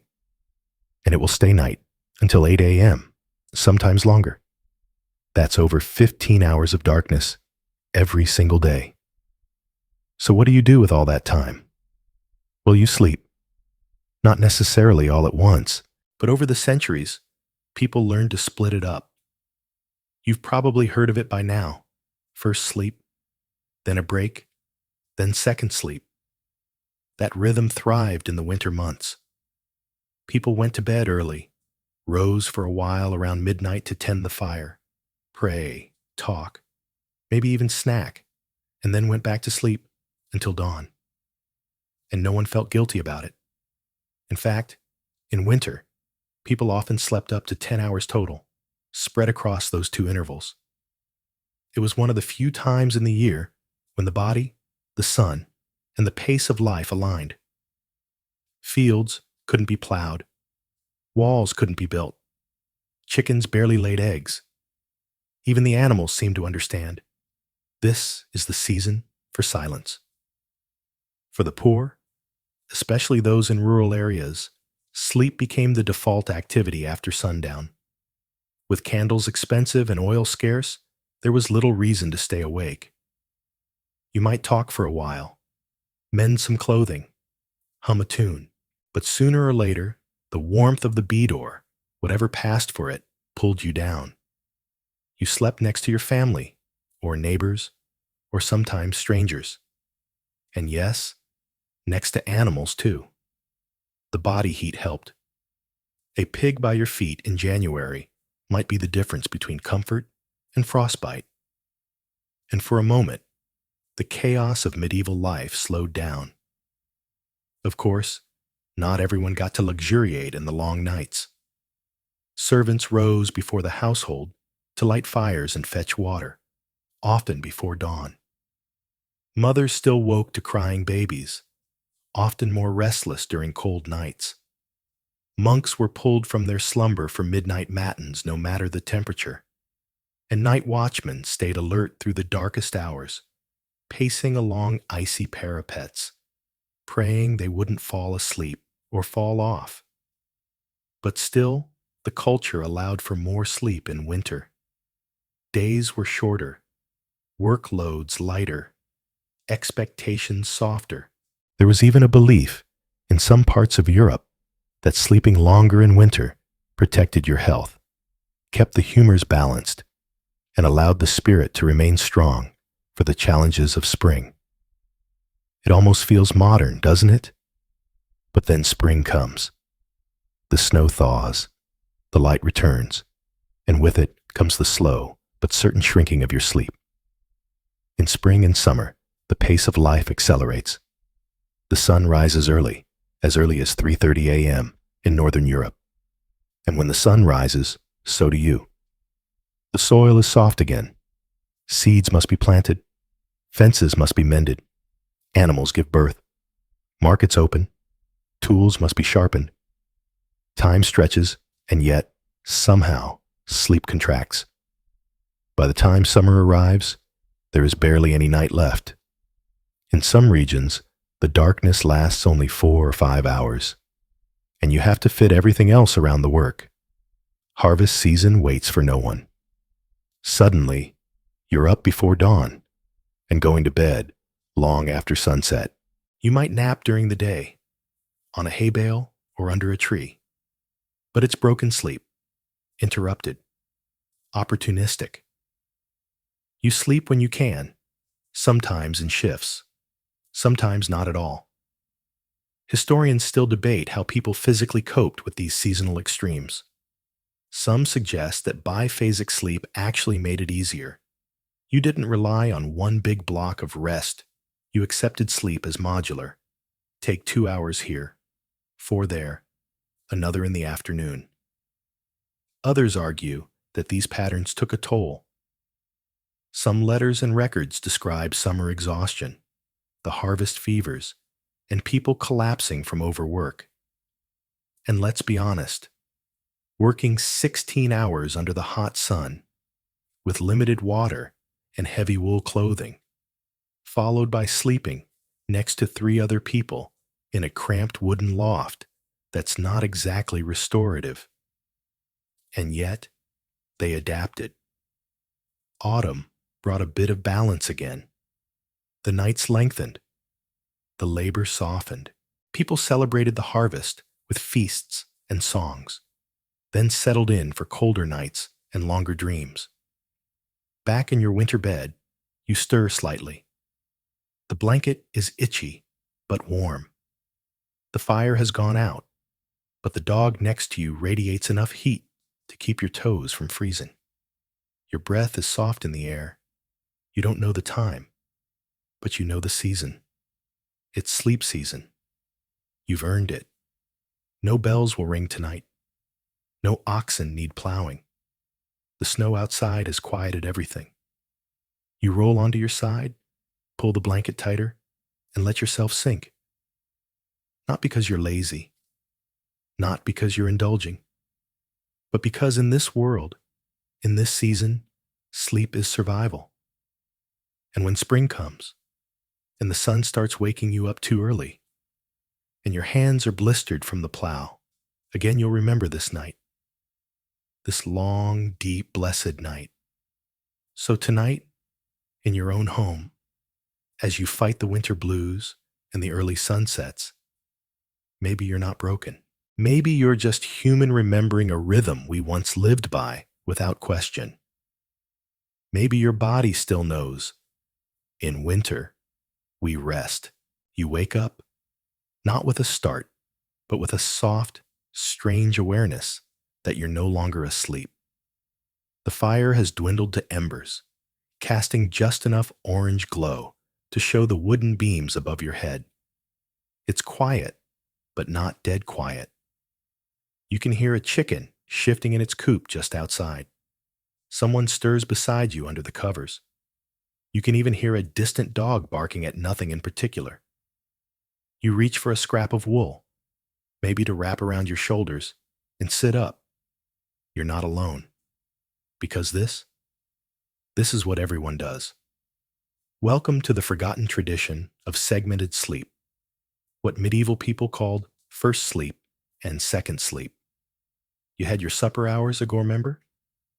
maybe pottage and bread, or ale and root vegetables, nothing fancy. The sun set by 5 p.m., and like most everyone in your village, you turned in not long after. The darkness stretches so long in winter, there's nothing else to do. No reading by lamplight, no podcast to lull you to sleep, just the hiss of firewood and your own heartbeat in your ears. And so you slept. 3, maybe 4 hours. But now you're awake. And that's not a problem. In fact, in the Middle Ages, this waking period was completely expected. Between your first sleep and second sleep came a window of time, anywhere from 30 minutes to 2 hours, when people naturally woke up. And what did they do during this time? A lot, actually. Some people used this quiet window to pray, especially the deeply religious, who believed that midnight was a sacred hour when the veil between the earthly and divine thinned. They would kneel by the hearth, whispering psalms in Latin or in their native tongue. Others used the time for conversation, whispering to one another in shared beds. There were stories told in low voices, jokes passed like bread, soft laughter that stayed tucked under woolen sheets. There's even evidence that many couples use this interlude for intimacy, not right before bed, not in the morning, but in this gentle, dreamy space in between. A 15th century medical text even recommended the period between first and second sleep as the most natural and fruitful time for conception. And then there were the practical people, those who took advantage of the quiet to stir the fire, fetch water, tend to animals, or even start baking. Imagine that. Rising at 1 a.m., wrapping a shawl around your shoulders, stepping into the crisp dark to check the chicken coop. Maybe you light a tallow candle and repair a shoe, or unpick a seam on an old tunic. It's a brief moment of productivity before the next descent into dreams. Historians still argue about when and why we abandoned this segmented pattern. Some blame the Industrial Revolution. With the invention of artificial lighting first gas, then electricity stayed awake later. Workdays became more rigid. The long candlelit nights shrank, and sleep compressed into one solid stretch. Others suggest urban noise and population density made the night less peaceful.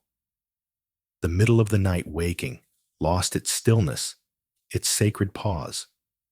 And as the 19th century advanced, sleep manuals and doctors began labeling segmented sleep as interrupted or disordered.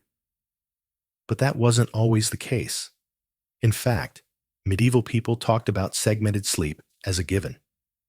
It appears in medical journals, dream interpretation books, even in court records. In one account from a 14th century French village, a man claimed his alibi was during the wake, the time between sleeps. The judge didn't ask what that meant. He already knew. Even famous literature of the time hints at this rhythm. In Chaucer's Canterbury Tales, a character mentions having slept my firsty sleep, a line that modern readers might skip over, but which would have made perfect sense to listeners at the time. It wasn't just routine.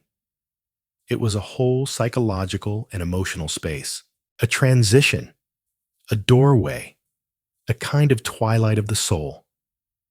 There's something profoundly human about that pause, a time to reflect, reset, breathe. Modern research even suggests that people who adopt a segmented sleep pattern when left to natural light cycles report feeling more rested, less anxious, and more creative during those midnight intervals. And here's something even more curious. The dreams that occurred between first and second sleep were often considered more vivid, more meaningful. People sometimes wrote down what they saw. If you dreamed during that break, It was assumed to be a message, something worth paying attention to. Back in your straw-stuffed mattress, the fire whispers low. You look around. Maybe the others are still asleep, or maybe someone else is awake too. You both smile slightly in the dim light, not needing to say much. You're in the same rhythm. You sip from a wooden cup near your bed. The ale is warm and flat, but it keeps the chill away. You stretch your back, roll your shoulders, and sigh. For now, there's no rush. There's no shame in being awake. You poke the fire just a little, coaxing a flicker. You hear the wind outside, brushing past the shutters. Maybe you hum a tune under your breath. Maybe you whisper a prayer. Eventually, you lie back down. The pillow is still warm. Your breathing slows again. You close your eyes. Second sleep begins. It will carry you through until the birds begin chirping. The sky turns soft gray, and someone creaks open the cottage door to start the fire all over again. In this rhythm, sleep feels like part of life, not a problem to solve. And maybe we're the ones who broke the rhythm. Because somewhere between the glowing smartphone, the midnight fridge raid, and the desperate search for melatonin gummies, we forgot what our ancestors knew. That waking up in the night isn't always a curse. Sometimes it's a window, a sacred private hour when the world is asleep, but your soul is still flickering gently, like a fire waiting to rise again. So tonight, if you wake too soon, maybe don't panic. Maybe just breathe. And remember, you are not broken. You're simply remembering. Something rattles. You're not sure what. You stir under the blanket, eyelids still half closed, but your ears are wide awake now. Another soft clunk, then the low creak of a wheel. You hold your breath. Is it just wind? No. There it is again. That's a wooden axle. You push yourself up slowly and peek through the shutter slats. Outside, across the frost-covered road, a cart trundles past, its wheels barely visible in the moonlight. A torch swings at its side, casting long, jerking shadows on the walls. Two figures hunch forward, cloaked against the cold, whispering back and forth. And just like that, they're gone. It's not dawn yet. The rest of the village is still asleep. But these travelers clearly prefer the cover of darkness. And you? You're wide awake now. So let's talk about what really happens after midnight in a medieval town. Because while the rest of your neighbors lie tangled in snores, the night world is very much alive. It starts with the people who are allowed to be awake. In towns and cities, the night watchmen were your first line of defense, and often your first source of gossip. Dressed in padded cloaks, armed with wooden staves and clanking keys, these men strolled slowly through alleys and marketplaces, swinging lanterns and muttering to each other. Their job was simple: keep order, watch for fires, and make sure no one nothing was wandering where it shouldn't. But that's just the surface, because in the stillness of the night, a whole shadow economy flickered quietly to life. Let's start with bakers. If you've ever smelled bread baking at 3 a.m., you'll understand.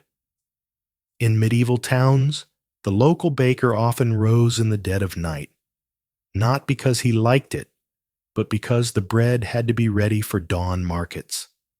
Ovens were stoked with dried dung or peat.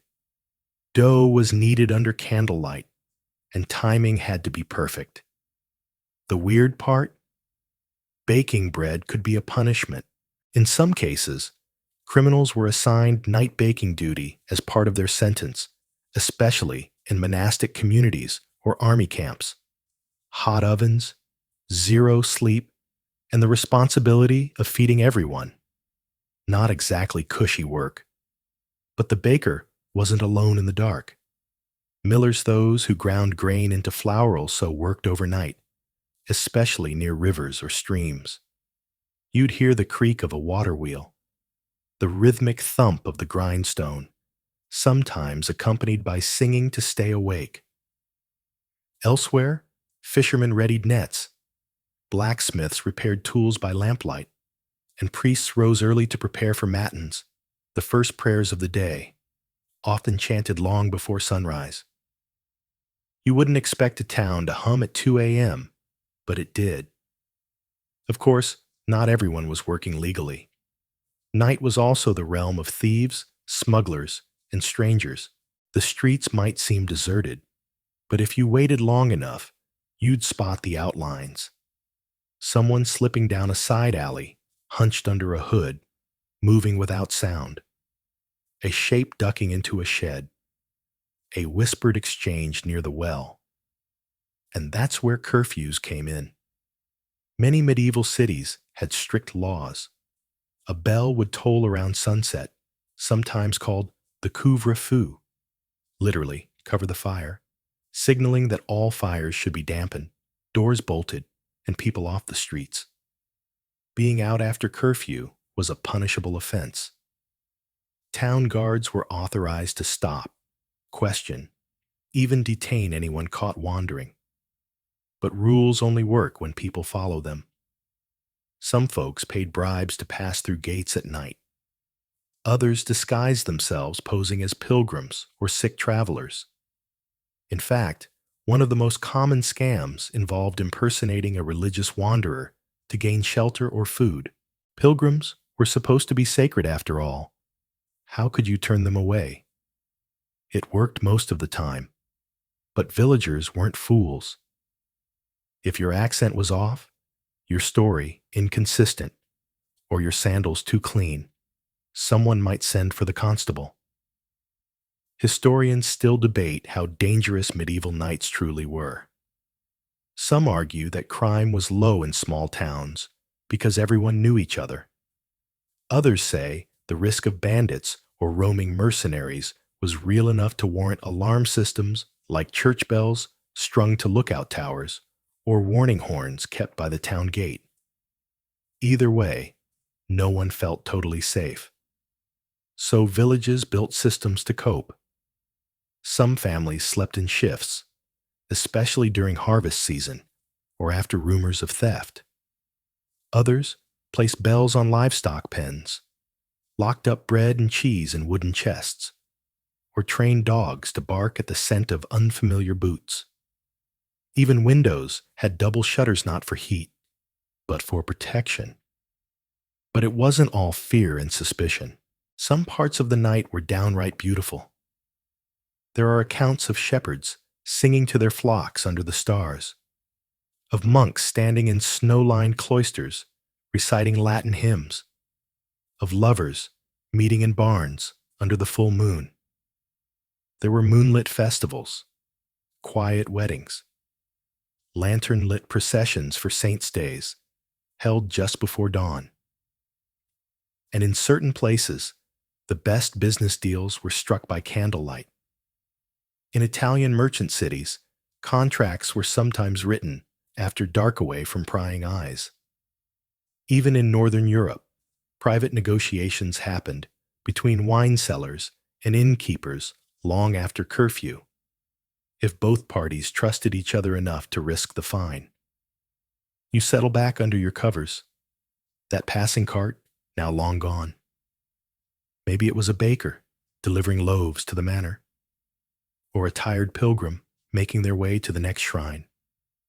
Or maybe it was someone who didn't want to be seen. But either way, you're reminded now of how full the night once was. It wasn't dead time. It was simply different time. Not for everyone, but for those who needed it. And as you start to drift again, you wonder, how much of that have we forgotten? In our world of 24-hour supermarkets and endless scrolling, have we lost the sense that night belongs to something other than work and worry?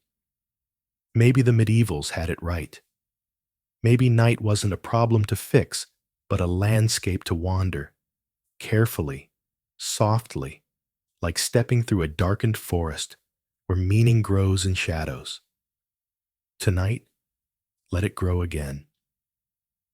And as you return to sleep, remember, even in the darkest hours, someone's awake, but for once, it doesn't have to be you.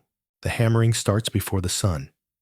You don't want to be awake, not yet, but the sound insists. A dull, rhythmic clang, soft at first, like someone beating on a drum wrapped in wool, then sharper, metal striking metal, again and again. You shift under the covers, curl your toes against the cool linen, but it's no use. Your ears are already fully alert. You know that sound. It's the blacksmith. Even in the fog of sleep, you can picture it. The forge glowing like a fiery eye in the dark, the huff of the bellows, the hiss of cold iron meeting heat, the steady beat of a hammer, swinging with precision, timing, muscle memory born from years of waking before everyone else. The smith works alone. He has to. By the time the village rises, he'll already be halfway through his day. In the Middle Ages, blacksmiths were the engines behind nearly everything that functioned. They made horseshoes, hinges, swords, plows, nails, locks, keys, kettles, hinges, and sometimes teeth. Yes, some blacksmiths doubled as amateur dentists. If you needed a molar pulled and the barber surgeon was busy or terrifying, you might find yourself gripping the arm of a forge bench while the local smith yanked the offender out with a pair of tongs better suited for fireplace hooks. He wasn't a doctor. He wasn't trained. But he had tools and steady hands, and people said he did all right with animals. Back at the forge now, it's still mostly dark. The sun hasn't broken the horizon, but the coals are hot enough to see by. The smith's sleeves are rolled past his elbows. His breath fogs the air with every exhale. Sparks dance around his boots as he hammers again, shaping something that someone else will use before the day is out. You lie still, but the village is beginning to hum. Just outside your door, the dairymaid shuffles past, bucket in one hand, the other arm hugging her shawl against the cold. The cows are lowing. They always seem to know when it's time. She moves without words, in a kind of trance, practiced after hundreds of early starts.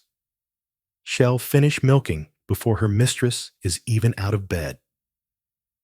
Further up the path, the serving boy at the manor house is unlocking the kitchen. He's only just past 10 years old, but he's already learned to stoke the fire, haul water from the well, and lay out kindling without waking the steward. If the kitchen isn't warm when the cook arrives, his ears will ring for hours. Somewhere in the nearby woods, a woodcutter swings his axe, splitting logs with the weight of his whole body. He doesn't need an audience. The trees are his only witnesses, and the task is as meditative as it is brutal. The smell of pine, the crack of bark, the sting of cold air in his lungs, this is how his morning begins. A mill wheel begins to turn. A church bell coughs out one low note, barely a proper ring. More of a reminder that time is still passing, even without clocks. This is morning in the Middle Ages. There are no alarms, no coffee pots or podcasts, no fluorescent lights or office calendars. There is only need, work that must be done, tasks passed down through generations, like family heirlooms, with splinters and soot still clinging to them. Historians still argue just how structured these early mornings were for the average peasant. Some records suggest people woke when they pleased, following the sun's rise. Others show signs of complex morning systems. Town criers shouting news, bakers on strict oven schedules, and monastery bells ringing out precise prayer hours, even in villages miles away. But what's clear is that mornings were rarely slow. Especially in colder months, there was too much to do. Fires didn't keep themselves burning. Animals didn't feed themselves. And if you didn't start early, you'd fall behind. And behind in medieval life meant cold, hunger, and trouble. And then there were the gates. Every town or fortified village had a gatekeeper, someone who opened the wooden doors at sunrise and closed them at dusk. These massive barriers weren't just symbolic. They were real protection against bandits, stray animals, or suspicious travelers. Opening the gates was a ceremony in itself. Iron bolts creaked. Wooden beams were lifted. Some towns even rang bells to mark the moment, like an invitation to the world. We're open. Come trade with us, but behave. Just beyond the gate, a merchant's cart might be waiting. Maybe a traveler in a patched cloak. Maybe a farmer from a nearby hamlet, leading 2 sleepy goats on a rope. They'd all been walking since before light. And inside the walls, shutters opened slowly. Chimneys began to smoke. Bread ovens were hot. There's an odd beauty in all of it. This quiet, synchronized waking. You, under your blanket, are a spectator now. You can feel the rhythm of the place without lifting your head. You know who will be where, what sounds they'll make, how long they'll take. You've heard the same hammer for years. You know the cow that kicks when startled. You know the kitchen fire will crack just before the cook arrives. And soon it'll be your turn. But not yet. Because even in a world that never fully stops, there's still a moment between the blacksmith's first blow and the knock at your door. A moment where you can listen and dream and stay suspended just a little longer in the warmth of not yet day. Let the world creak into motion without you. Let the carts rattle past. Let the water in the pail freeze slightly before you touch it. For now, the forge sings to itself. The cows mumble softly, and the rooster hasn't even bothered to crow. You've still got time. The rooster crows like it means it, not the lazy, half-hearted kind of crow you sometimes hear on cartoons. Not this is a full-throated, top-of-the-lungs announcement. Long, loud, sharp. And it doesn't happen just once. The bird's got things to say, and apparently none of them can wait. You groan into your blanket. But the damage is done. That sound pierces whatever fragile sliver of sleep you are still clinging to. Your eyes blink open. And just like that, it's morning in medieval Europe. You sit up slowly. The air greets you with a slap cold and damp, the kind that creeps into your bones before you've even left the bed. You press your bare feet against the floor, and it feels like stepping onto a slab of stone pulled straight from a river. There's no sleeping in. Not here. Not now. The world is already turning, whether you're ready or not. You grab your tunic, still slightly damp from yesterday's dew, pull it over your head, cinch your belt, and brace yourself for what comes next, the ritual of the medieval morning. Outside, the sky is the color of old parchment. The sun hasn't quite shown up yet, just a soft, silvery haze that hints at light. But the village is stirring. You hear it first. A door creaks open. A baby cries. Firewood is being stacked. Chickens cluck impatiently. Somewhere, someone drops a bucket. The blacksmith, you assume. He's always first. You step out into the brisk morning and stretch, joints popping one by one. Your breath comes out in soft clouds. The whole village smells like wet straw, smoke, and bread dough rising somewhere out of sight. You're not the only one up. Down the lane, A woman is tossing scraps to the pigs. Her sleeves are rolled high, her hair in a twist, and she's already muttering under her breath like someone who's been awake too long. 2 houses over, a boy is chasing a chicken with absolutely no chance of catching it. And just past the well, the baker's apprentice is hauling sacks of flour back inside before the birds get into them. There's no fanfare, no alarm clocks, just motion. Everything starts early. Your first task? Fetch water. You grab your wooden bucket and make the familiar trek to the well, boots squelching against the half-frozen mud. The rope creaks as you lower it, the splash echoing faintly. You haul it back slowly, arms already tired. Water sloshes over the edge and soaks into your tunic, but you don't flinch. You're used to it by now. Back home, the fire needs feeding. You break kindling from the pile outside and crouch to stoke the embers. The smoke stings your eyes. Your fingers go stiff as you coax the flame alive. When it finally catches, you sit back for a moment, watching the little tongues of fire dance around the logs. There's something peaceful in it, brief, quiet, flickering. But peace doesn't last long in a place like this. Someone knocks. You open the door to see your neighbor's son, red-faced and panting. Their goat's gotten loose. Again, you sigh, grab your cloak, and follow him down the lane. The goat is indeed loose and stubborn, and loudly disagreeing with the idea of going home. You help corner it behind the grain shed and coax it back with a handful of last autumn's dried cabbage. It's not glamorous, but this is village life. Everyone pitches in, because next time, it might be your goat.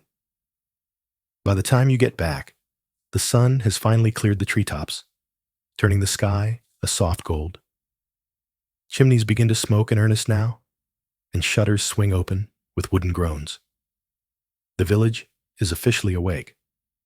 That's when you hear it, the bell. A sharp clanging, not from the church this time, but from the town gate. The gatekeeper is performing his morning ritual, unbolting the massive wooden doors that separate your little world from the rest of the road. His grumbling, of course. He always does. Something about the hinges, or the frost, or his aching back. But he pulls the beam free and swings one side open, then the other, revealing a narrow road leading into fog. And just like that, the day begins. Merchants arrive with squeaky carts, a tinker with copper pans hanging from his belt, a woman with a basket of dyed wool, a farmer you've never seen before, leading a cow that looks almost embarrassed to be here. They're let in one by one, with the gatekeeper watching closely. No one sneaks past him, not without a fee or a bribe. You remember how important this routine is. The gate isn't just symbolic. It's a filter, separating your sleepy, muddy village from whatever chaos might wander in from the outside. In cities, this ritual is even more elaborate. Some towns require a password to enter after hours. Others have guards that change with military precision. But even in smaller places, the opening of the gate feels like a ceremony, like saying, "Okay, world, you may proceed." You smile to yourself. There's something charming about it, even if your fingers are numb and your knees hurt from chasing livestock. Back at your door, you nibble on breakfast, half a chunk of bread, a smear of onion jam, and a few warm sips of watered-down ale. Not exactly luxurious, but it gets the job done.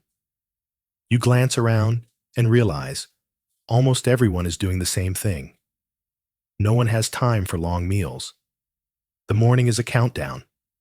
Get your chores done before the sun climbs too high, before the tasks pile up like wood you forgot to chop. Historians still debate how much flexibility peasants had in their daily routines. Some suggest mornings were chaotic and unstructured, each person finding their own rhythm. Others argue that tightly knit communities operated with an internal clock built from habits, necessity, and the sound of the rooster crowing every single day without fail.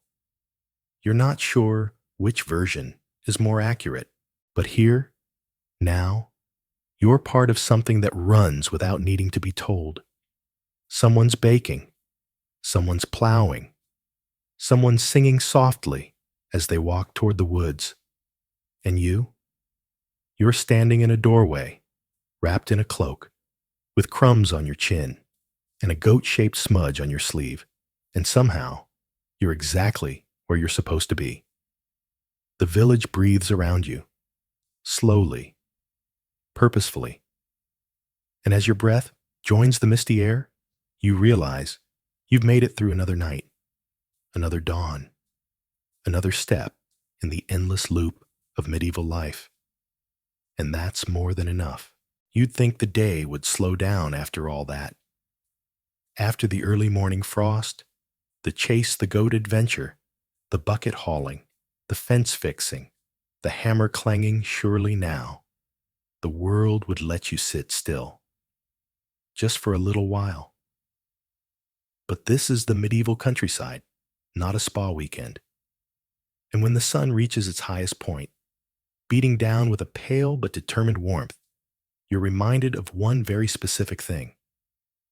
Midday is not for rest, it's for recovery. And also, weirdly, for more chores. You glance up. The sky is finally blue. A shy, soft kind of blue, like someone just rinsed the clouds off a chalkboard. Chimneys have stopped smoking. The animals are lying low.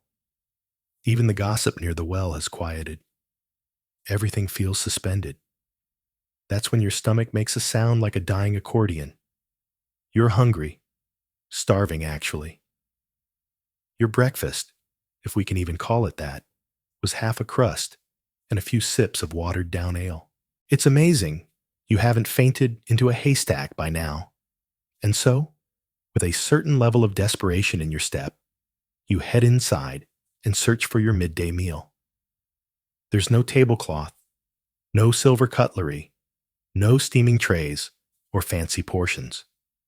Just what you've saved, traded, or begged for this week. A hunk of barley bread, a few limp vegetables from last market day, and one shriveled piece of salted pork you've been rationing like it's the crown jewels. You don't even warm it. You just sit, legs crossed on the floor, and eat with both hands like someone hasn't tasted food since Easter. And honestly, it tastes incredible. Medieval peasants didn't get 3 square meals a day. Most folks in villages survived on 2 at Bestone in the morning, another midday. Supper was a luxury, and often skipped entirely unless it was harvest season or a feast day. Even monasteries, where food was more structured, sometimes followed a 1 meal per day Rulia practice so brutal that monks were often seen dozing off during afternoon prayers. Bellies full, but bodies completely depleted. You don't pray after your meal, but you do lie back, and you do start to doze, because this moment right after the midday meal is one of the few sacred pauses in your otherwise relentless day. You're not alone in this.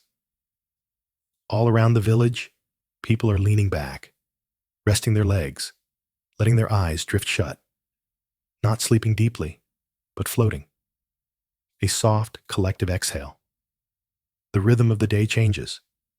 It's a lull, not a break, not really, but a gentler current. Historians still debate whether peasants actually had time to nap, or if this midday rest is more myth than reality. Some claim that in tightly packed agricultural cycles, villagers worked straight through, catching sleep only after sunset. Others insist that people understood the value of even 15 quiet minutes in the middle of the day especially in hot months when overexertion could kill. But here, in your little patch of thatched roof life, you take the moment for what it is. The sound of the wind shifting through the trees, the neighbor's dog scratching behind its ears, the creak of your roof settling above your head. Just when your body begins to truly melt into stillness, boom! A single, unmistakable thud shakes the shutters. Someone's chopping wood again. A second thud, then a rhythmic beat. You sit up, reluctantly. The moment has passed. The village is waking from its brief slumber. You stand, brush crumbs from your tunic, and stretch your arms until your shoulders pop like dry twigs. It's not that you're ready for more work. It's that more work doesn't wait for your opinion. Outside, things are moving again. A farmer drives his oxen past your door. You nod politely. He grunts in return. A group of children races by, shrieking something about a missing cat. From the manor house, the cook's assistant carries out a pile of old bones to be buried or boiled again, probably both. You go to check the coop. The chickens have knocked over their feet again. One of them stares at you like it's your fault. You mutter something mildly offensive under your breath and set to work cleaning up the mess. The sun is still bright, but it's no longer climbing. It's leaning westward now, casting longer shadows. You realize something unsettling. The day's not even close to over. Midday in the medieval world isn't just about food or rest, it's about the pivot. The moment when you shift from survival mode to maintenance mode. The morning is for what's urgent. Food, fire, water, shelter. The afternoon? It's for the things that keep the world from falling apart tomorrow. Mending that thatch before it rains. Sharpening the blade before the next harvest. Salting the meat before it turns. And so, you keep moving. By this point, your back aches. Your feet are cold again. Your hands are red from scrubbing, lifting, pulling, bending. But you can't stop. There are tools to clean, coals to bank, nets to untangle, and if you're lucky, a few eggs to collect from that smug-looking hen in the corner. You remember your childhood, vaguely, and think about how different this all seemed back then. Tasks felt like games. Chores were chances to prove something. Now you do them because there's no one else. You reach into the coop and retrieve an egg worm, perfect, smooth. You smile a little. It's small, sure, but it's something. A reward tucked in straw. You'll keep it for later. The village continues around you. Fires are stoked again. Wash lines ripple in the breeze. An old woman sweeps her doorway. A young man sings softly as he carries tools back to the barn. Two sisters chase each other, their braids whipping behind them like flags. It's still a hard life. But for now, in this quiet sliver of afternoon, with your belly not quite full, but not empty either, and the sun wrapping everything in a soft, golden glaze, you let yourself feel it. Just for a moment. A strange, fragile peace. You earned this hour. You can feel it in your bones before you even glance at the sky evening is coming. Not with the drama of a sunset postcard or the hush of cathedral bells. No. Evening in a medieval village arrives with a certain heaviness, like a wool cloak thrown over your shoulders before you've had the chance to brace for it.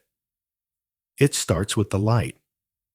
Not the absence of it, just the way it turns. The warm gold of late afternoon begins to dull. Shadows stretch, reaching across doorways and under eaves like curious fingers. The wind shifts. Smoke rises straighter. The birds go quiet. And without anyone saying a word, the entire village understand you've entered the final act of the day. You're not done. Not even close. If anything, this is the most frantic part.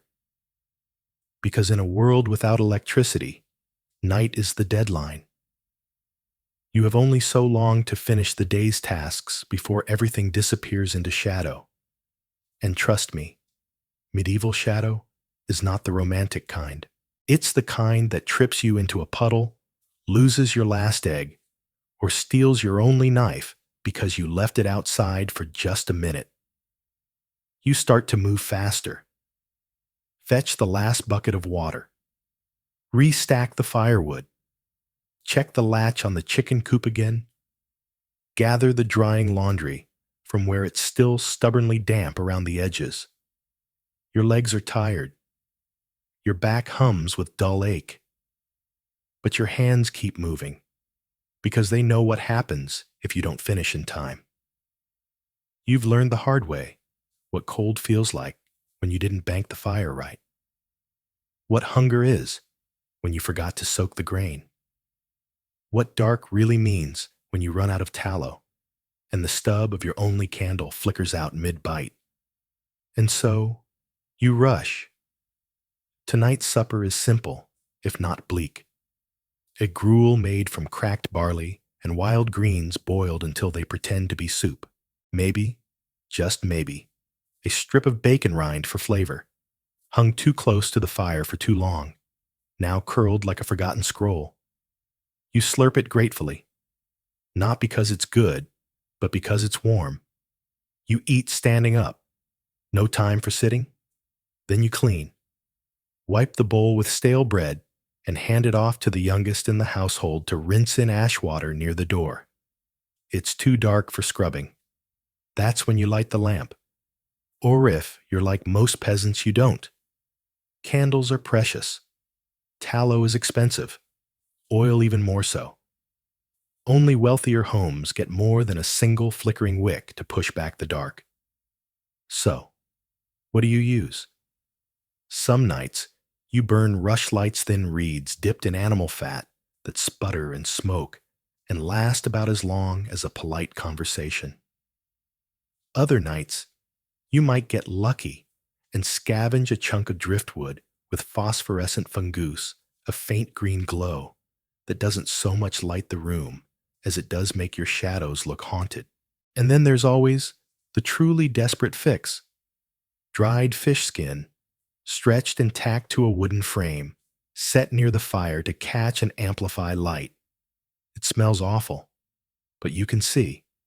Barely. Tonight, you have one beeswax stub left.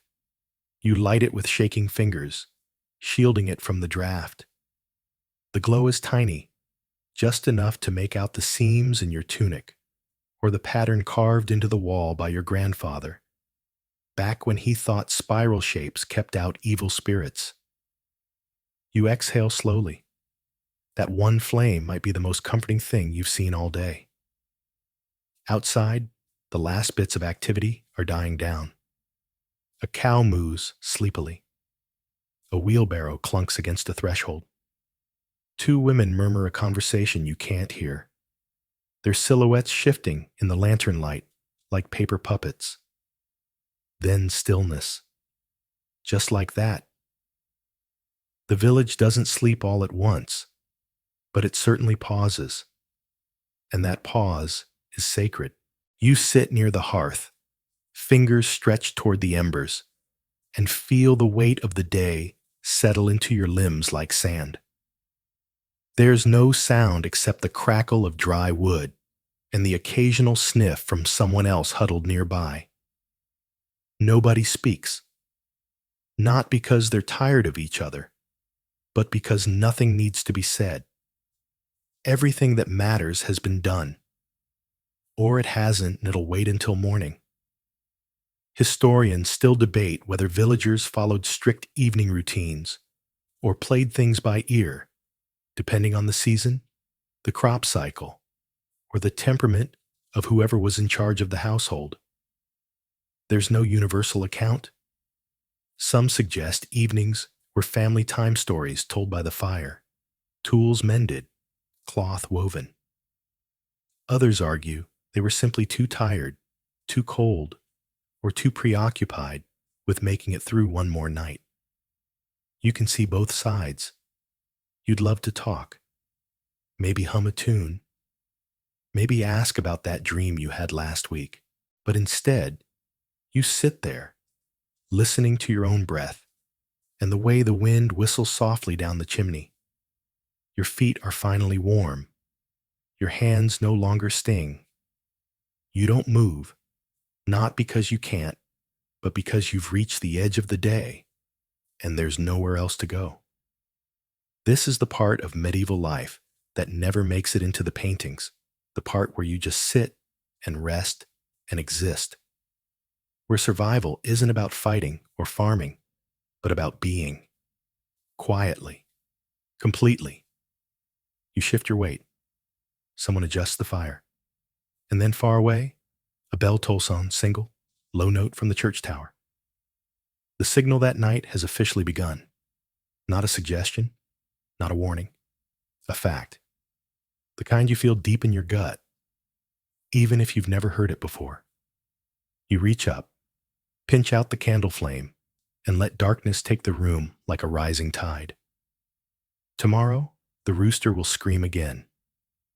But for now, the night is yours. The candle's gone out, and with it, so has the boundary between the world you know and the one you can only sense. The last curl of smoke drifts into the rafters, and now you're left in the kind of darkness that makes your own breathing feel too loud. You blink, but it makes no difference. Your eyes can't adjust because there's nothing to adjust to. You're in complete blackness. The fire has burned down to coals. They glow softly, like sleepy red eyes in the hearth, and offer the only hint that the world hasn't entirely disappeared. Everything else is cold and still. Even the wind has quieted, like it too, has gone to bed. You lie there, wrapped in a blanket that barely does its job.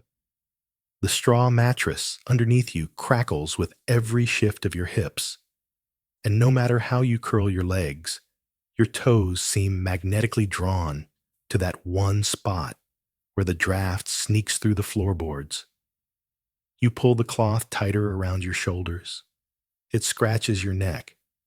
You don't care. You just want sleep. But sleep in the medieval world doesn't come all at once. It comes in phases. You close your eyes. The first phase begins. It's called first sleep, and it's lighter than you'd expect. You drift just beneath the surface. Your body rests, but your ears stay alert. Every creak of the house, every shuffle from someone else on the floor beside you, every pop from the dying fire keeps you tethered. You're not awake, not fully asleep, somewhere in between. And then, sometime around midnight, your eyes open. No alarm, no noise, just awake. Welcome to what medieval folks called the watch. A strange, silent, middle-of-the-night period when people across Europe would routinely wake up between two phases of sleep. It wasn't insomnia. It wasn't a problem. It was expected. People didn't panic when it happened. They planned for it. In wealthier homes, folks might use this hour to pray, read scripture, or write in journals. In peasant households, it was more common to tend the fire, check on animals, whisper with your partner, or even slip outside just for a moment to relieve yourself or check the skies. Yes, it was cold. Yes, it was dark. But this was just how sleep worked. Some historians believe the first and second sleep were divided by nearly 2 hours.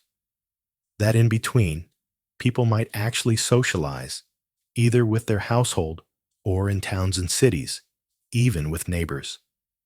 Candles would be relit, bread would be nibbled, dreams discussed, and yes, even babies conceived during this watch. But here, where you lie, the watch is quiet. You don't move.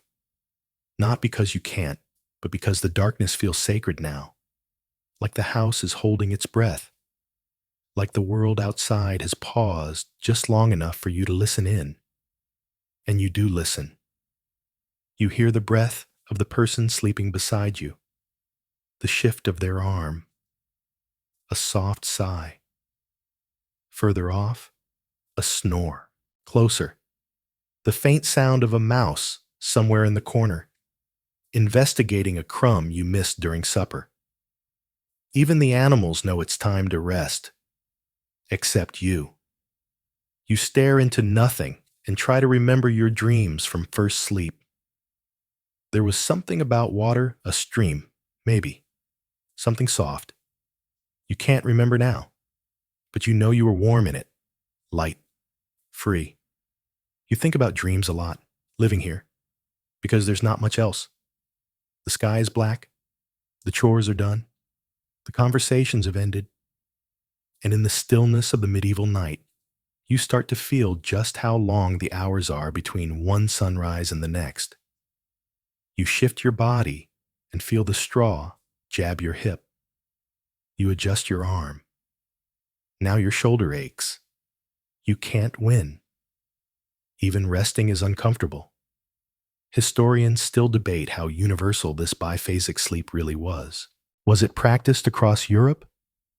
Was it tied more to season than culture? Did people in warmer climates also wake in the night? Or did longer daylight hours change the pattern?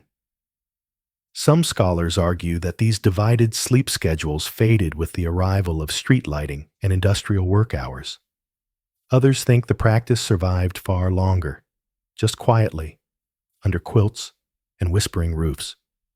But for you, right now, it's not an academic question. It's just life. You stare up into the rafters, not that you can see them, but you know they're there. Above them, maybe an owl perched in the beams, hunting for mice in the thatch. You hear a faint scratching above your head. Could be a rat. Could be the wind. Could be your imagination. You don't care. Because after about an hour, maybe more, maybe less, the second phase begins. It doesn't announce itself. It just comes. Your eyelids get heavy. Your body, already still, gets heavier. Your thoughts drift. You stop listening to the house, to the animals, to yourself. And just like that, you fall again back into first sleep, but into something deeper. Second sleep. This is where the real dreams happen.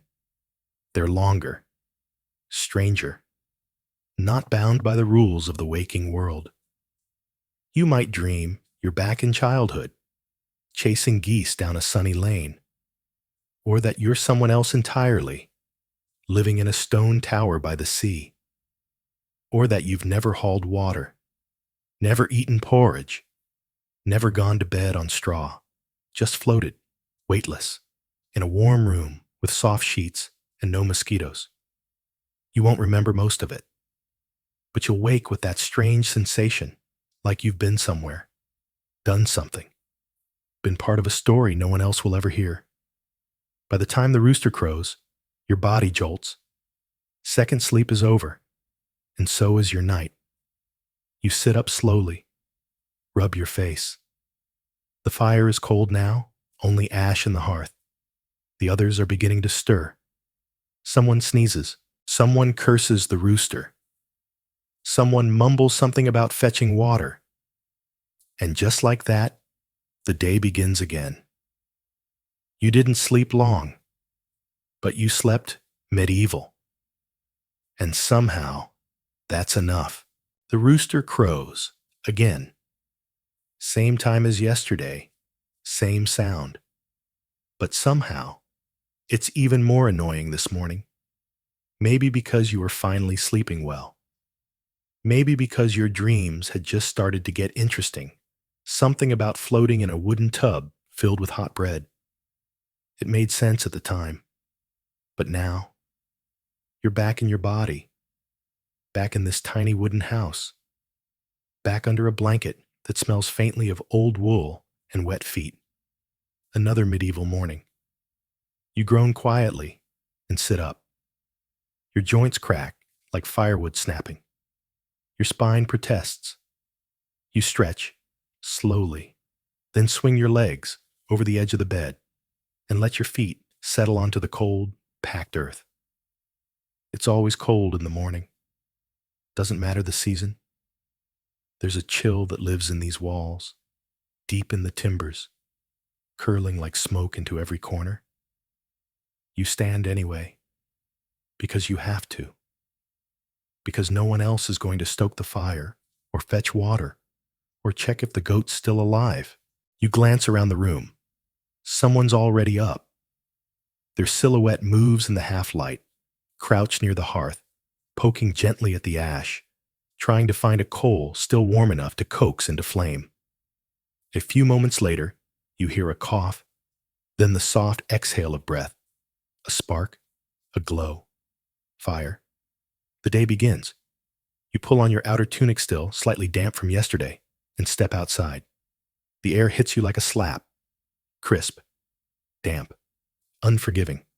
The sky is gray with the early morning kind of light, soft but insistent. The ground under your feet is wet with dew. Chickens mutter and cluck somewhere nearby, rustling in their coop. You stretch again, harder this time, trying to wake up every stubborn bone in your body. This is life. No button to snooze. No coffee brewing automatically in the kitchen. No silence either. You hear the cartwheels start to roll on the main road. A woman calling to her child. Someone splitting wood 3 cracks, then a curse, and the distant, rhythmic clang of a blacksmith's hammer, already tapping out its daily song. It's all familiar.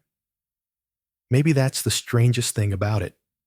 You've only been here a few days, maybe a week, but the rhythm has already rooted itself in your bones. The rise, the labor, the ache, the meal, the watchful night, the second sleep. The repetition should drive you mad. But instead, it's starting to feel like home. You get to work. You fill the buckets at the well, shoulders burning from the weight. You sweep the floor with a bundle of tied branches.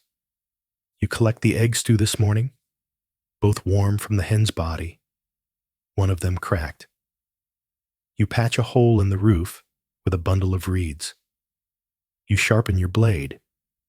You bandage a finger that got too close to the blade. And by the time breakfast is ready, if you can call it that, you're already sweating. This morning's fare is more porridge. This time, with a few shavings of dried turnip mixed in. Someone adds a pinch of salt from the tiny clay pot near the hearth. It's a rare treat. Salt costs more than you can afford, but a trader came through town 2 days ago, and someone managed to barter a small handful in exchange for a basket of woven wool. You eat fast, even though it burns your tongue, because the work doesn't wait. The animals are louder now. The cow needs milking. The goat keeps trying to headbutt you. You find a splinter in your finger from the chicken coop door, but you ignore it. There's no time. And even if there was, the last time you tried to pull one out with the rusty pin by the fire, you made it worse. You rub dirt on it and keep going. Historians still debate whether this kind of routine was universal across Europe. Did every peasant wake like this, move like this, ache like this? Or did custom shift with geography, with class, with season? Some scholars argue that northern regions, with longer winters, forced different sleeping habits and morning routines. Others believe that human bodies simply adapted, and the cycle we imagine today of sleep from midnight to sunrise was actually a far later invention. But you're not in a textbook. You're here, living it, breathing it. And there's something almost noble about the struggle. No one's watching you. There's no glory here, no audience, just you, a splinter, a chicken, and a half-burned fire. But every task done is survival. Every step taken is one more in the dance of staying alive. That kind of work carves deep. By mid-morning, you're exhausted. But the sun's just climbing. You wipe your face, drink cool water from a gourd, and keep going. You learn to move through the tiredness, to tuck it somewhere deep and ignore it until night. The second sleep will make up for it, you tell yourself. That's the trick of medieval life. Hope tucked in the smallest places, like a warm coal under ash, like a pinch of salt in porridge, like a soft breath in the middle of the night during the watch, when the fire glows and no one else is awake. When you're allowed, just for a little while, to be still. Tonight, it'll happen again. You'll lie on straw. You'll drift off. You'll wake in the dark.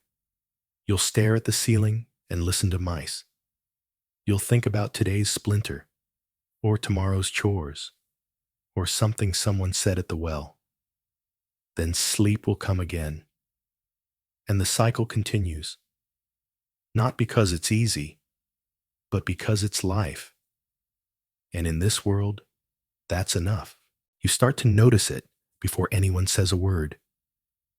The air changes first, subtle, like a sigh through the walls. Then comes the quiet. Not the kind you get after a loud noise, but that slow, natural kind that rolls in when the day is ready to let go. Even the chicken stops squawking. Even the wind, somehow, calms itself down. Even you. The afternoon is slipping into evening now, and your body knows it. It aches in all the usual places, shoulders, knees, the small of your back, but there's a certain satisfaction to it. A quiet burn that tells you did what needed doing. Still, you've got a few things left to finish. You drag in the last bundle of firewood from the covered stack, careful not to step in the mud patch that swallowed your left shoe yesterday.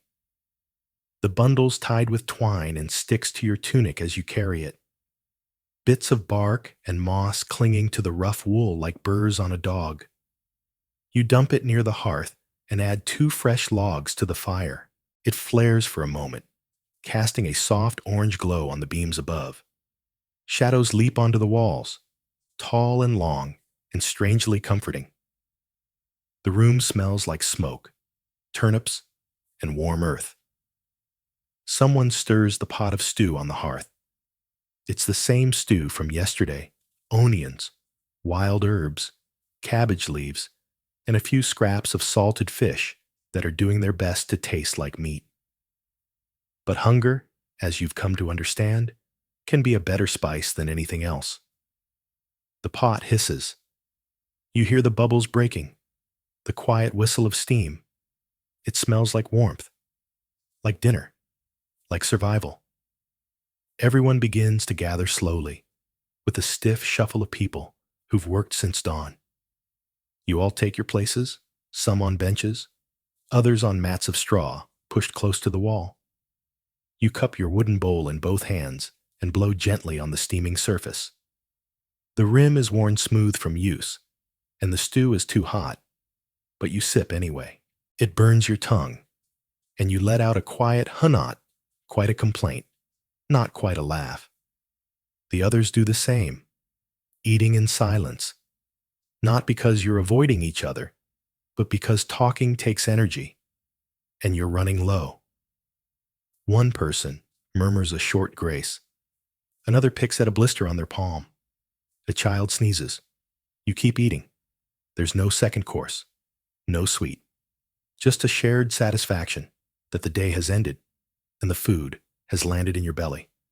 It's enough. When the bowls are empty, someone stacks them in the corner.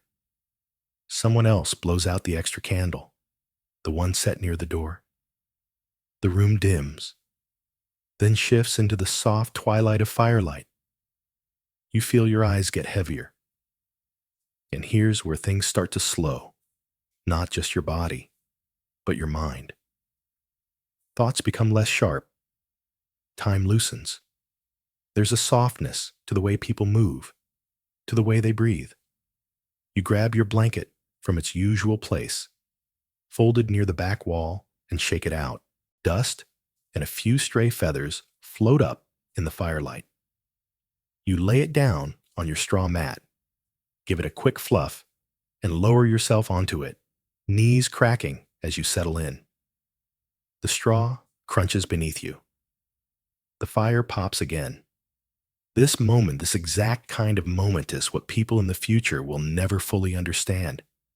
There's no screens here, no alarms, no schedule.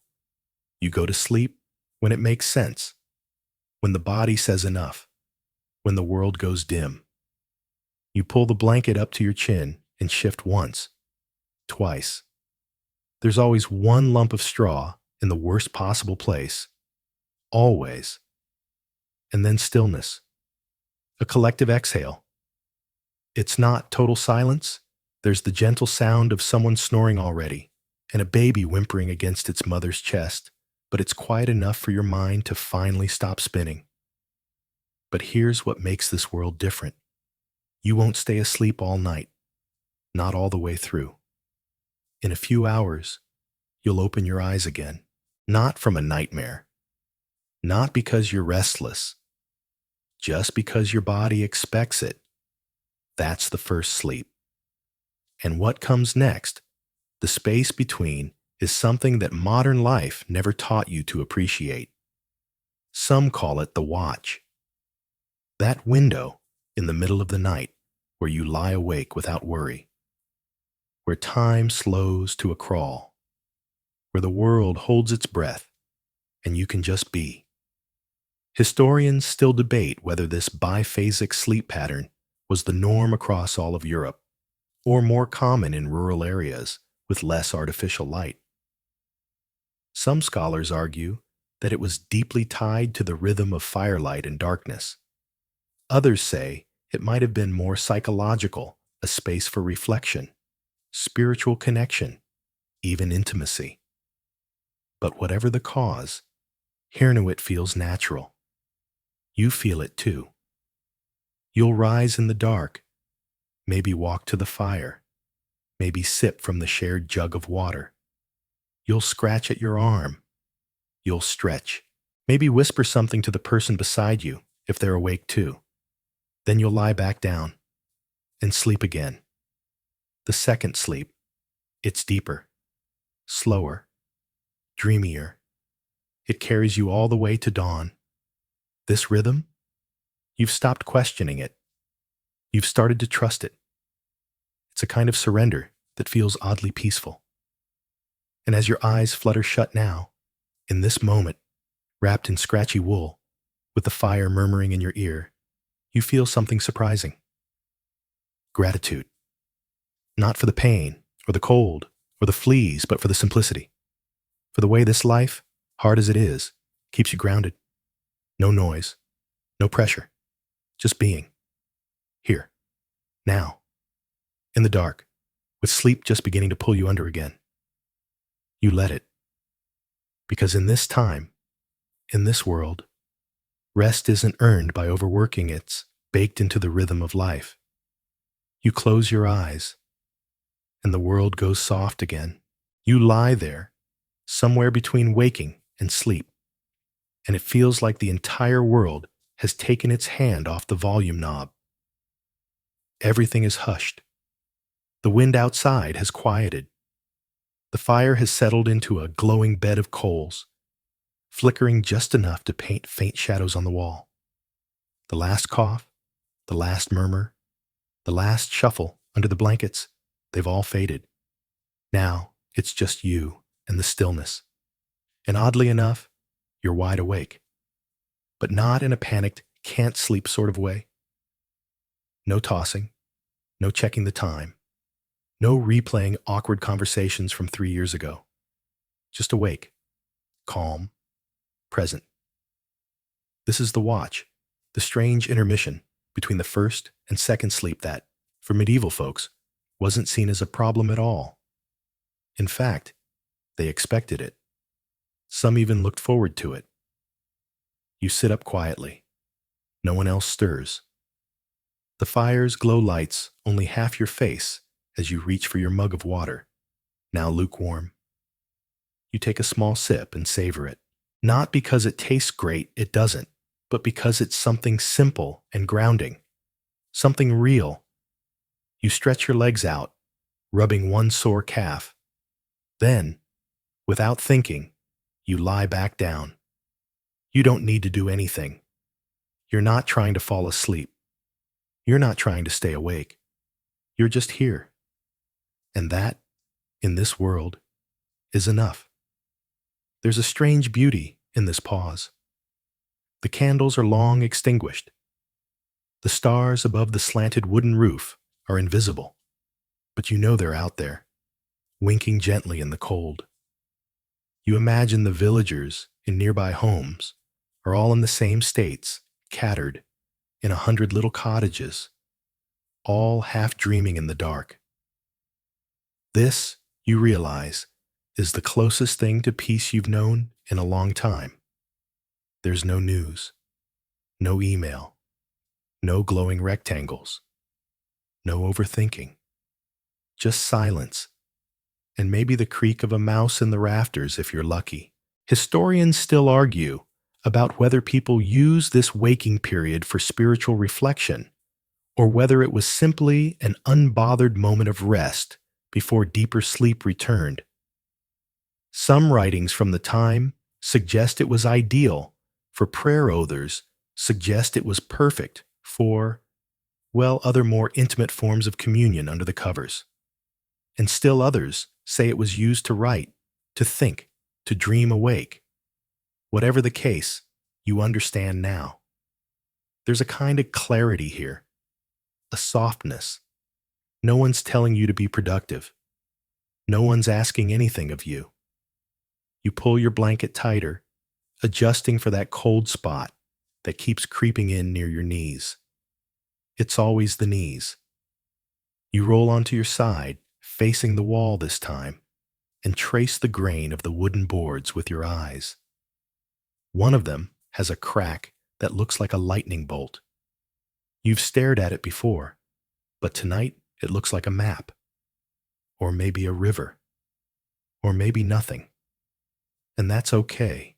It's in this space, this suspended moment, that your brain finally begins to let go. Thoughts lose their shape. Ideas lose their urgency. You start thinking about the stew again, then the firewood, then a chicken, then your mother's face, then a story you once heard about a dog that ran into the church during Mass and was declared holy, and then nothing, just the sweet drift. This is the second sleep calling, and this one runs deeper. You don't fight it.